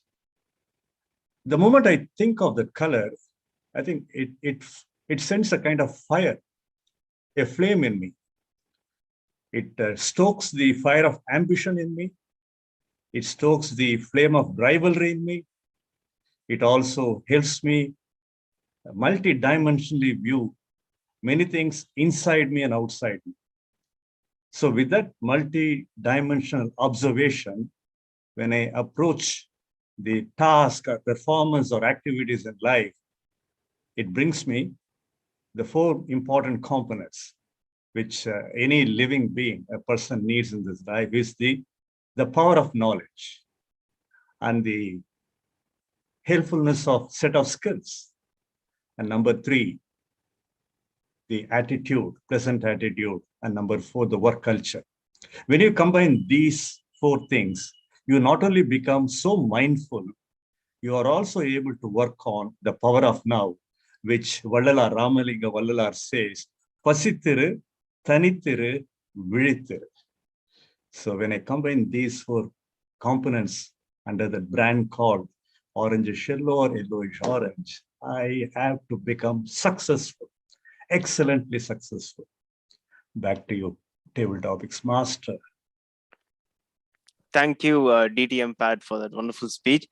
For the second topic, I would like to call Toastmaster Anand. Yes.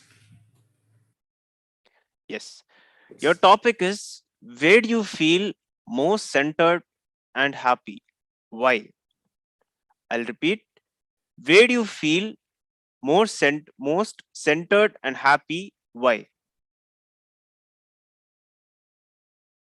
Thank you, a table topic master. Okay. Where you feel centered and attracted, why? Okay. So the most important thing is that whenever I go for the ground, so all my friends, they feel enthralled, they get excited, and they see me as a special, because whenever we go for the jogging, day by day, we enhance our time higher. For example, today I'm going half an hour, means the next day it will be 35 minutes. I'm a great motivator. Though I am not going first, my friends, I act as a catalyst for them. All right. So one of my friend, he always he behaves like a devil's advocate. He finds a fault on me. That also, I take that as a catalyst. I motivate the entire team. That's why I feel centrally, I feel attracted from each and every one. So even in any others adverse circumstances, any negative information also, let us take this as a challenge and work upon and move forward. That's why I feel I get attracted my colleagues also in the at workplace.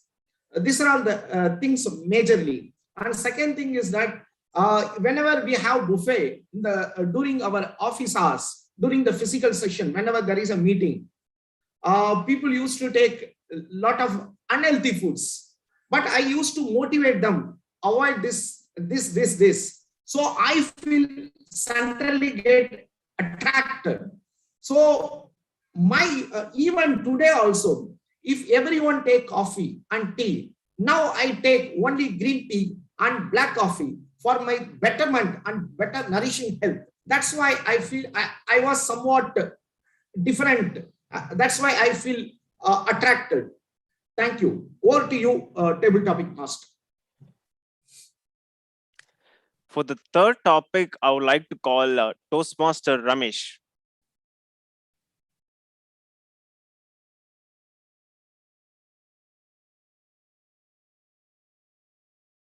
Toastmaster Ramesh, you're there? Hi, Dinesh. Yeah, I can take up the topic. Yeah. Your topic is, what lessons from your childhood have most impacted your worldview? I repeat, what lessons from your childhood have most impacted your worldview? Thanks for the wonderful topic. The lessons which I've learned throughout my childhood, and then also I keep growing, right? Whatever I've learned. So first and foremost thing I have learned is we should all be more focused in whatever we do, like, and then keep continuing to progress. So it is not possible for us to achieve something meaningful immediately, right? We should always, like, even though we have a very high benchmark, even though we keep very high benchmark, we should take baby steps and then move slowly as well as steadily. That is the key thing to progress in life. Take for example, like during my childhood, I was a very average student. Like I used to get very low marks, but I continuously keep upgrading myself with the strategies, and then each and every test I write, right, I learn, like I go back and then see like why did I do mistake in them, and then I don't, and then I correct myself, and then next time when I write the same exam, right, I don't repeat the mistakes. So this is some kind of strategy, like being progressing steadily, and then also doing it with full of interest, and then other thing is to be patient and then move forward. So these are the essential strategies which I have followed, and then by following them, I was able to perform well in my academics. Thank you. Thank you. For the fourth topic, I would like to call guest Akash.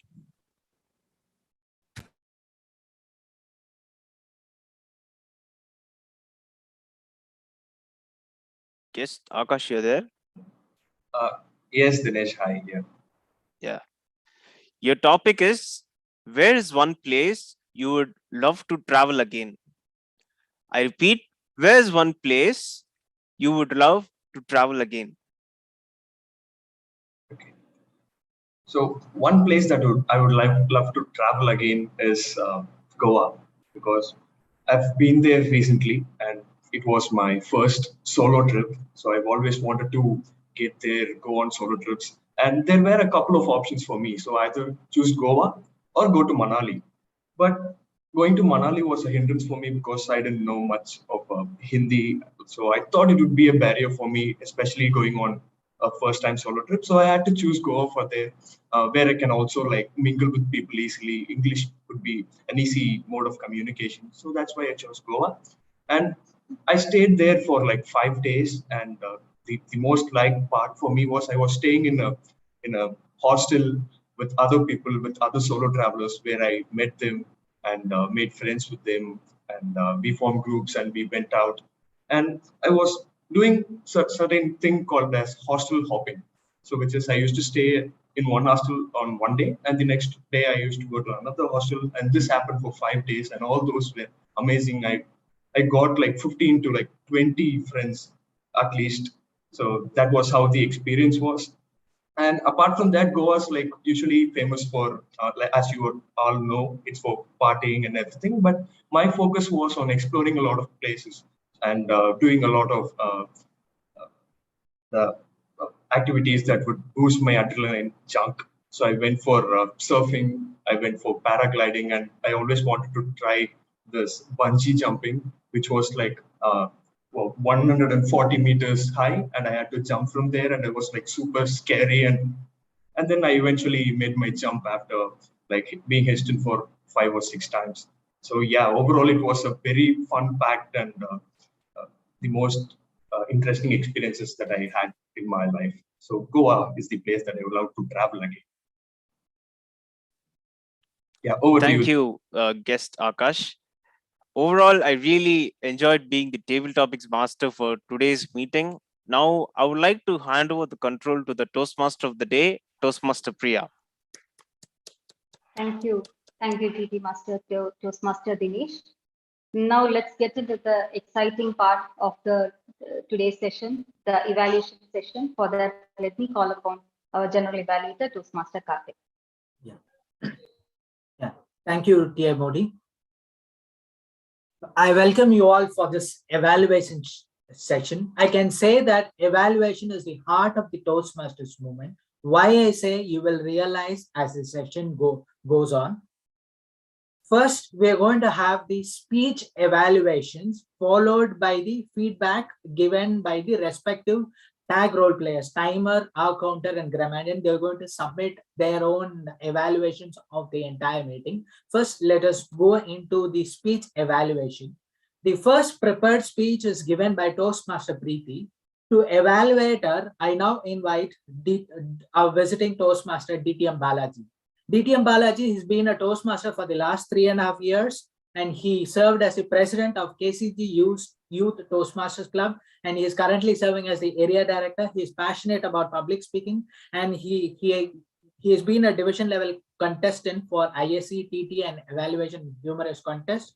So over to DTM Balaji to evaluate the speech given by Toastmaster Preeti.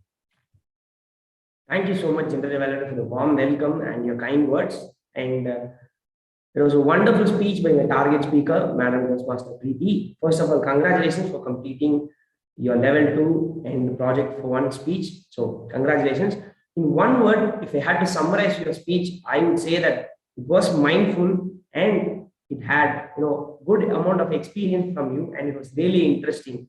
Any speaker, when sharing about anecdotes, the listener gets excited and never fails to stop listening. So that's what made your speech very interesting. We were all glued to your speech since you are bringing out the anecdotes from your own life, and it sort of we were able to connect your speech. Now, as your speech title states, VISA, there are 4 things which I want to highlight from your speech. It's both the good and the, no, I won't call that as bad or areas of improvement. That things, if you can change, you can become a better speaker, I would say. Let me first go with the excellent area of works which you have done. First thing is that the moment you said a Tirukural, I thought you just move on from there. But you were kind enough to translate it. And one thing which I really loved is that you recited it once again so that the audience were able to sink in. And the initial starting, at the initial moment when you started your speech, you did ask a question. So it was a really nice way of connecting with the audience, and you did wait for the response. Not just you were like asking a question, suddenly you move on to your speech. It was not like that. You gave some time to the audience, so they were able to respond to that, and you had a beautiful answer. From there, instead of revealing your title by yourself, you made the audience reveal your title, which is really a beautiful technique, I would say, because it makes sure you're making sure that some way or the other, there is always someone listening to you. So that was really nice. And third thing is that clear explanation that you gave for each and everything. So the first purpose of your speech is to learn about different types of communication. So in that aspect, I would say that you've not only just learned, you've become a master of it, I would say, because you're very clear, you simplified it, you've explained to everyone, literally to say that even a person who doesn't understand complex language will be able to understand what you have said. And second thing is that the word speed, which I really appreciate, because that is one thing even veterans try to have in a perfect phase. Now, if you look at me, I'm having word speed which is not very uniform, which will be varying, but you had a very appropriate word speed so that audience were able to sink into your speech. And I was able to dissect your speech into two things. One is that two purpose. One, you have stated different types of communication, and second, what type of communicator you are. So kudos to you. You have done that very well. Any speaker, even a world champion, will agree to this. Anyone will have some areas of improvement to further increase their speech. And those things are, there are two things which I wanted to suggest to you. One is your hand gestures. It's fine if you can sit and deliver, but try to use a couple of hand gestures whenever possible, only at necessary places, so that it will be very appropriate. And second thing is that the purpose of your speech is to give the impact of your communication style on others. Of course, you did share a couple of thoughts on that, but I did feel that that could have been a very strong message. What was the impact? What was the result on that? So that at the end of your speech, if you ask me, I should remember that I would say. I still remember, but I'm not sure about others. So next time when you deliver, make sure others remember the impact. So overall, it was a fantastic speech. If you could work on the suggestions, it will be an excellent speech next time. All the best, and over to you, General Evaluator. Yeah, thank you, DTM Balaji, for your excellent evaluation. Our next prepared speaker was Toastmaster Sriram. So the speech given by Toastmaster Sriram is going to be evaluated by Toastmaster Srinivasan.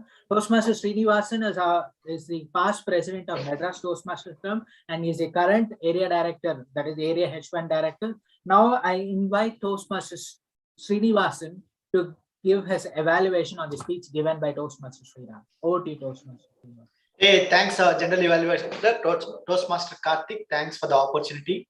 Hey, good morning, good afternoon, everyone. A special good afternoon to my target speaker, Toastmaster Sriram, who spoke about the tonic of success. So if you look at Toastmaster Sriram's speech, he started about how he was going to do a presentation, getting ready for a presentation. And then he heard the news that his son was performing poorly in mathematics. And because of the personal tension, I think his official work got impacted. The presentation didn't go well.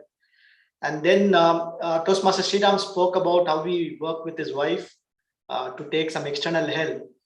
And it ended well for him with his son doing well in the final exams, right? And he kind of connected that personal life story with the Toastmaster experience and talked about how it's important for members to have a mentor and a tonic for success, right? That was a story that Toastmaster Sriram narrated. So any good speech, as you all know, right, should have the ABCs, the foundation blocks, and the XYZs. So the ABCs, A is for accent, right? The English language, B is the body language, C is the content, and X is the X factor, Y is the purpose of the speech, and Z is the ending, right? So if I look at Toastmaster Sriram's speech in terms of what was really good, I thought the A was very good. The accent and the usage of English was pretty good, but hardly any grammatical mistakes, right? The pronunciation and all was really excellent, right? So the A was really impressive. The B was also really good. The body language was good, though it would have been far more impressive if you had student delivered, but still there was a lot of facial movements and expressions, right? One could see that evidently on camera. So the B was also very good. So the other things that were good was the why, the purpose of the speech. The purpose of the speech was basically to see how you need to seek external help to identify the tonic for your success, right? I think that was the underlying objective of the speech, whether it is your own professional life, personal life, or Toastmasters. What Toastmaster Sriram conveyed was that you need to seek help where needed, right? I think that was the purpose of the speech, which was pretty impressive, right? The ending was also good. The ending was a positive ending, and I think it left all the members happy, whoever was listening to his speech. So in terms of what could have been better, right? In terms of what could have been better to make the speech great, I thought the C, right, the content, though it was good, but there was hardly any surprises, right? A kid not doing well is a modern day problem in all the households, right? So there's hardly any twists or any surprise elements in that, right? You could have had more twists and turns, right? You could have introduced a story, which was one of the key things that is expected from this project, right? The other thing was the X factor, surprise element was missing, right? So it was a kid not doing well, he got tutored and then he did well, right? The surprise element was not missing. If you had introduced a story, related it with some real life incident and brought in the surprise element, it would have been really good, right? And I think, see, the basic objective of your speech is to introduce a story and narrate your speech as a story. I think you didn't introduce the story aspects in your speech. So overall, it was a great speech, but I would suggest that you repeat the project, introducing the story in the speech, and it will really be a memorable speech.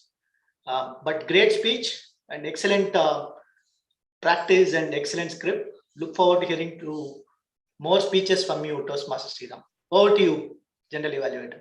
Thanks, Toastmaster. Thank you, Toastmaster Srinivasan, for your insightful evaluation. Our next evaluator is DTM Pat. DTM Pat is going to evaluate the speech given by Toastmaster Priya Narayanan.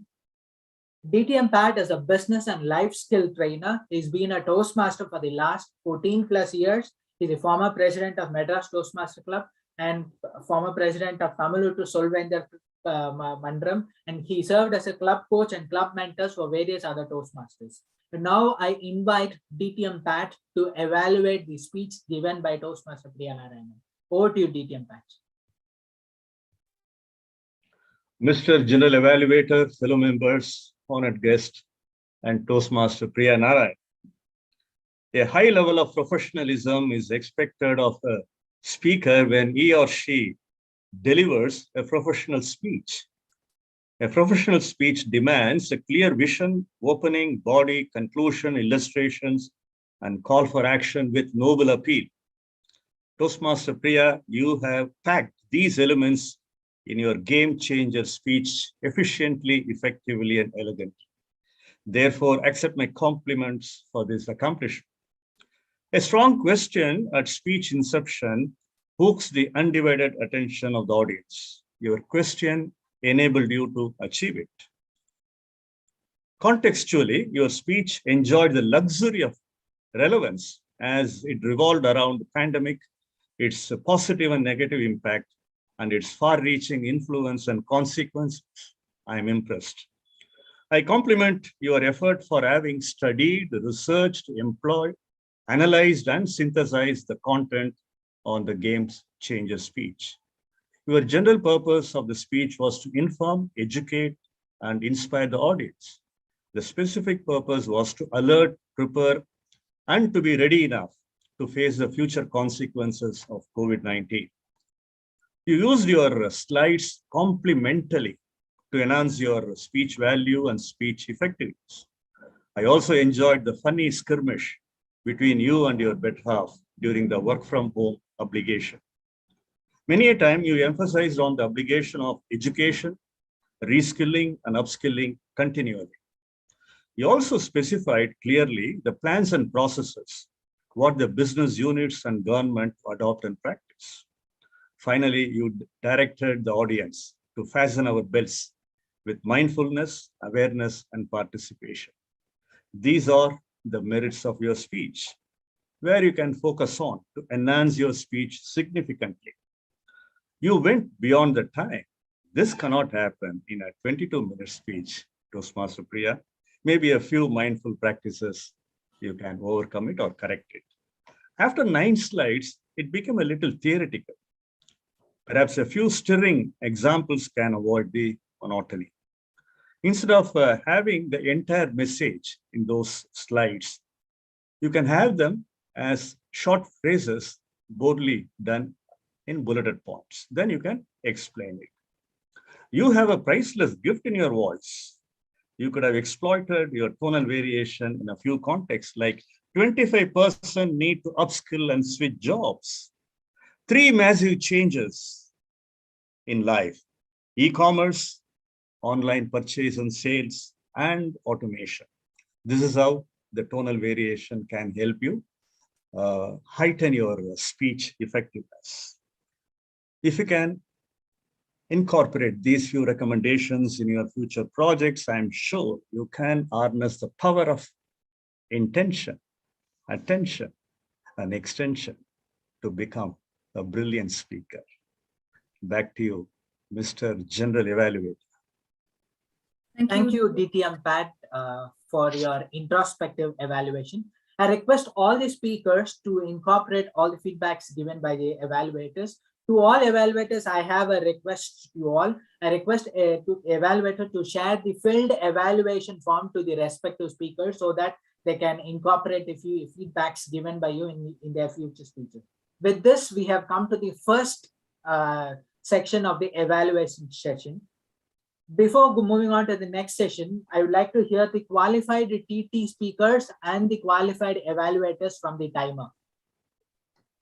All table topic speakers and evaluators have qualified. Okay. So, okay. So, SA, I request you to launch the poll for best TT master and the best evaluator. Let us move on to the next session.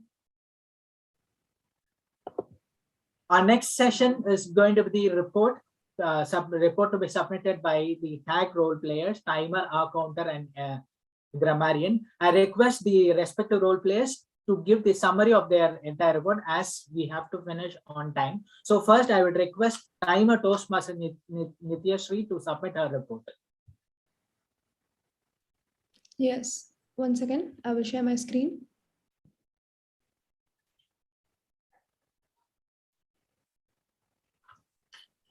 So in the prepared speech session, Toastmaster Preeti took 7 minutes and 2 seconds. Toastmaster Sriram took 6 minutes and 21 seconds. And Toastmaster Priya Narayan took 24 minutes and 17 seconds. In the education session, Toastmaster Soumya took 20 minutes and 27 seconds. In the magazine reading session, Toastmaster Anitha took exactly 4 minutes. And then coming to the table topic session, DTM Pat took 2 minutes and 17 seconds. Toastmaster Anand took 1 minute and 57 seconds. Toastmaster Ramesh took 1 minute and 40 seconds. And Toastmaster Akash took 1 minute and 58 seconds. In the evaluation session, DTM Balaji took 3 minutes and 30 seconds. TM Srinivasan took 3 minutes and 20 seconds. And DTM Pat took 3 minutes. That's it. Back to you, GE. Thank you, Toastmaster Nityashri, for giving the graphical representation of the timer. So I appreciate your efforts. To submit the R counter report, I now invite Toastmaster Abha Janani to submit her report. Over to you, Toastmaster Abha. Yes. Thank you, General Evaluator. I'll just share my screen.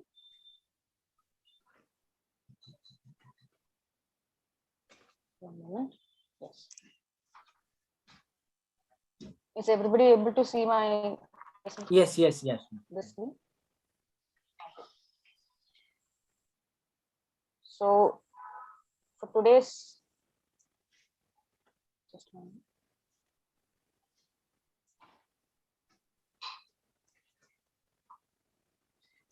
One moment, please.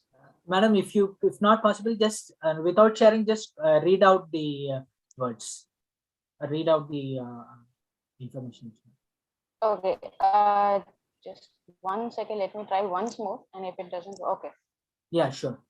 We're able to move on to the next slide. Yes.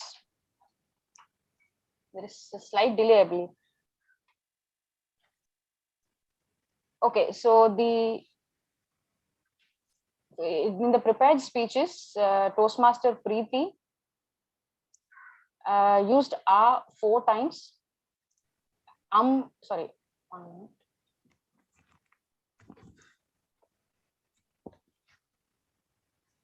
Toastmaster Preeti used are 4 times, so 2 times, and 2 long pauses. And Toastmaster Sriram used are 12 times, 1 time, so 3 times, and 2 times, and there were 2 pauses. And Toastmaster Priya Narayan used are 17 times, 11 times, 3 times, and 19 times. And in the education session,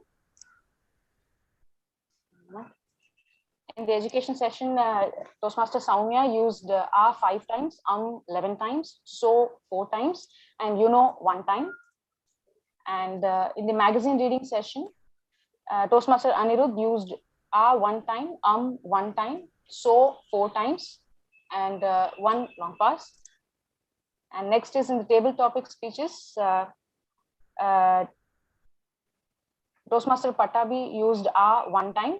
Toastmaster Anand used 4 times, so 1 time. And Toastmaster Ramesh used 9 times, 1 time, and so 1 time. And guest Akash used 6 times, 1 time, and like 3 times. In the evaluation speeches, Toastmaster Balaji used 1 time and 1 time. Toastmaster Srinivasan used 9 times, 5 times, and repeated use of word right. And Toastmaster Patabi used 1 time in the evaluation speech. The TMOD Toastmaster Priyadarshini used 19 times, 5 times. Toastmaster Karthik, General Evaluator, used 6 times, 1 time, so 4 times. And Toastmaster Dinesh Shankar, the TT Master, used 5 times. Sorry about the screen sharing. No problem. Over to you, General Evaluator. Thank you, Toastmaster Abha. So no issues about your screen sharing. So to submit the grammarian report, I invite Toastmaster Anand. Over to you, Toastmaster Anand. Thank you, General Evaluator. So I'm hereby submitting my grammarian report. In prepared speech, Toastmaster Preeti, she used, there is no communication, there is no society. Sincere and dedicated. Different walks of life. Then Toastmaster Sriram, he used word of the day once and the team of the day once. He used, I didn't lose the hope, self-drive, ups and down in life. Then Toastmaster Priya Narayanan, he used the theme of the day 4 times. She used a lot of phrases, overcoming the hurdles, sense of gratitude, juggling, immunity boosting, a process-oriented, physical proximity, agile, upskilling and reskilling, impetus, thrive, disoriented society, compassionate. Then Toastmaster Soumya, she used a theme of the day thrice, conviction, then Titler, then gesture reinforces the verbal communication. DTM Patzer used theme of the day once, word of the day once. I used a multi-dimension, strokes, Pasithiru, Vilithiru, and Vilithiru, Vallalar codes he used. And Toastmaster Ramesh, he used benchmark.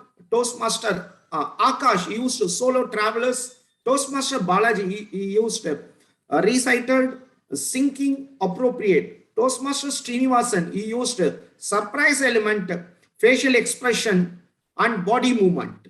DTM Patzer used theme of the day once, enable, effective, and efficient. Heighten your speech. Thank you. Over to you, General Evaluator. Yeah.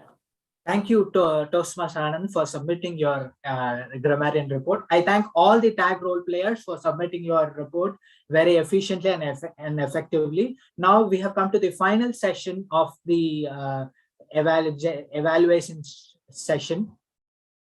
I'm going to submit my report, my observation of the entire meeting. The meeting started on time. There was a good opening by the SA Sergeant at Arms. and the guest introduction has been done properly by the presiding officer, President Toastmaster Kavita. And one more, and the other good aspect is that all the role players have been introduced with a proper introduction. And the next good aspect is that all the prepared speakers have prepared well. They've given their best in the prepared speech session. So what are the areas of improvement which I observe is that there was 2 20-minute sessions. This slightly extended the prepared speech session. The impact of that, which is that we had in the TT session, we were able to have only 4 TT topics today. So I request the VP Education to plan more effectively on having 20 longer sessions. And I would also request the TMOD to next time to say the request to the audience that there has to be applause whenever the speaker uses the word of the day and theme of the day. So that was missed. And I could see that whenever the speaker was whoever is using, I observed very less applause. So this will encourage the speakers to use word of the day and theme of the day. So overall, it was a very effective and well-planned meeting. So that's all from the whole evaluation of the meeting. Now I hand over to TMOD, Toastmaster Priyadarshini.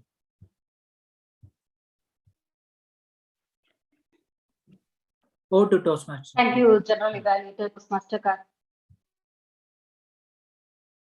Yeah, thank you, General Evaluator, Toastmaster Karthik.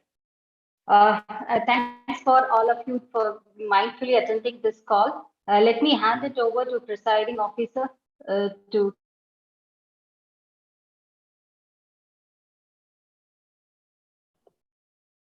Thank you so much, TMOD. Thank you so much, GE and TT Master. It was a wonderful session today. I really had a very nice time. So quickly, we'll have the guest feedback offline. We'll have Toastmaster Preeti VP membership talk to the guests about the feedback. We do have our area director today. So Toastmaster Srini, could you please share a few words? Yeah, hey, thanks, Toastmaster Kavita. Thanks for the opportunity. I know that we are running short of time and keep my feedback quick. It's always great to be a part of Madras Toastmasters meeting. I think club has got a lot of unique things about itself, right? In the District 120, right? One of the very few clubs where you have more than 3 prepared speeches, where one of the very few clubs which has already become President's Distinguished, right? The list goes on, right? It's endless. So a lot of good things. I think you need to keep that going.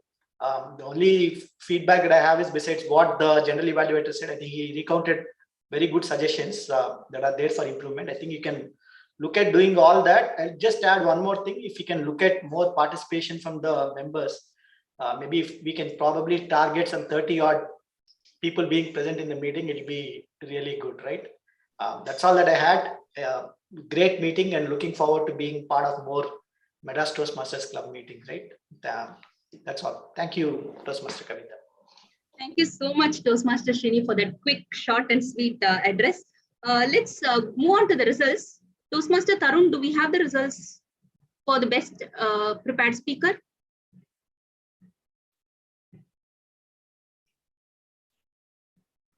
Toastmaster Tarun? Yes, ma'am, I'm here, ma'am. The best prepared speaker Yes, ma'am, the best prepared speaker is 1 second, ma'am. I'll share my screen.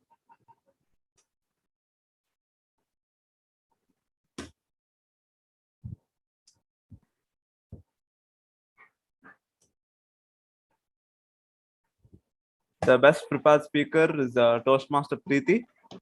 Congratulations, Toastmaster Preeti. And the best TT speaker? Best table topics is DTM Pat. Congratulations, sir. Then and best table topics guest is guest Akash. Congratulations. And the best evaluators DTM Pat again. Congratulations, sir. Best role players TMOD Toastmaster Priyadarshini. Very good job, Priyadarshini. Congratulations. And the best timer with all the graphical report Toastmaster Nityashri. Congratulations. And the first timer Toastmaster Abba, right? Yes, Abba, good job on your first time report. It was It was really good to have a new, to start your journey as a tag player.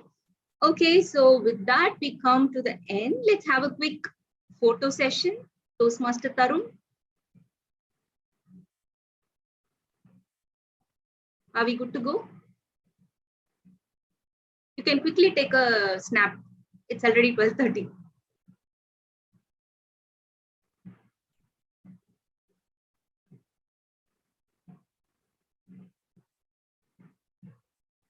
Done. Thank you so much, Toastmaster Tarun, for that quick photo. With that, I would like to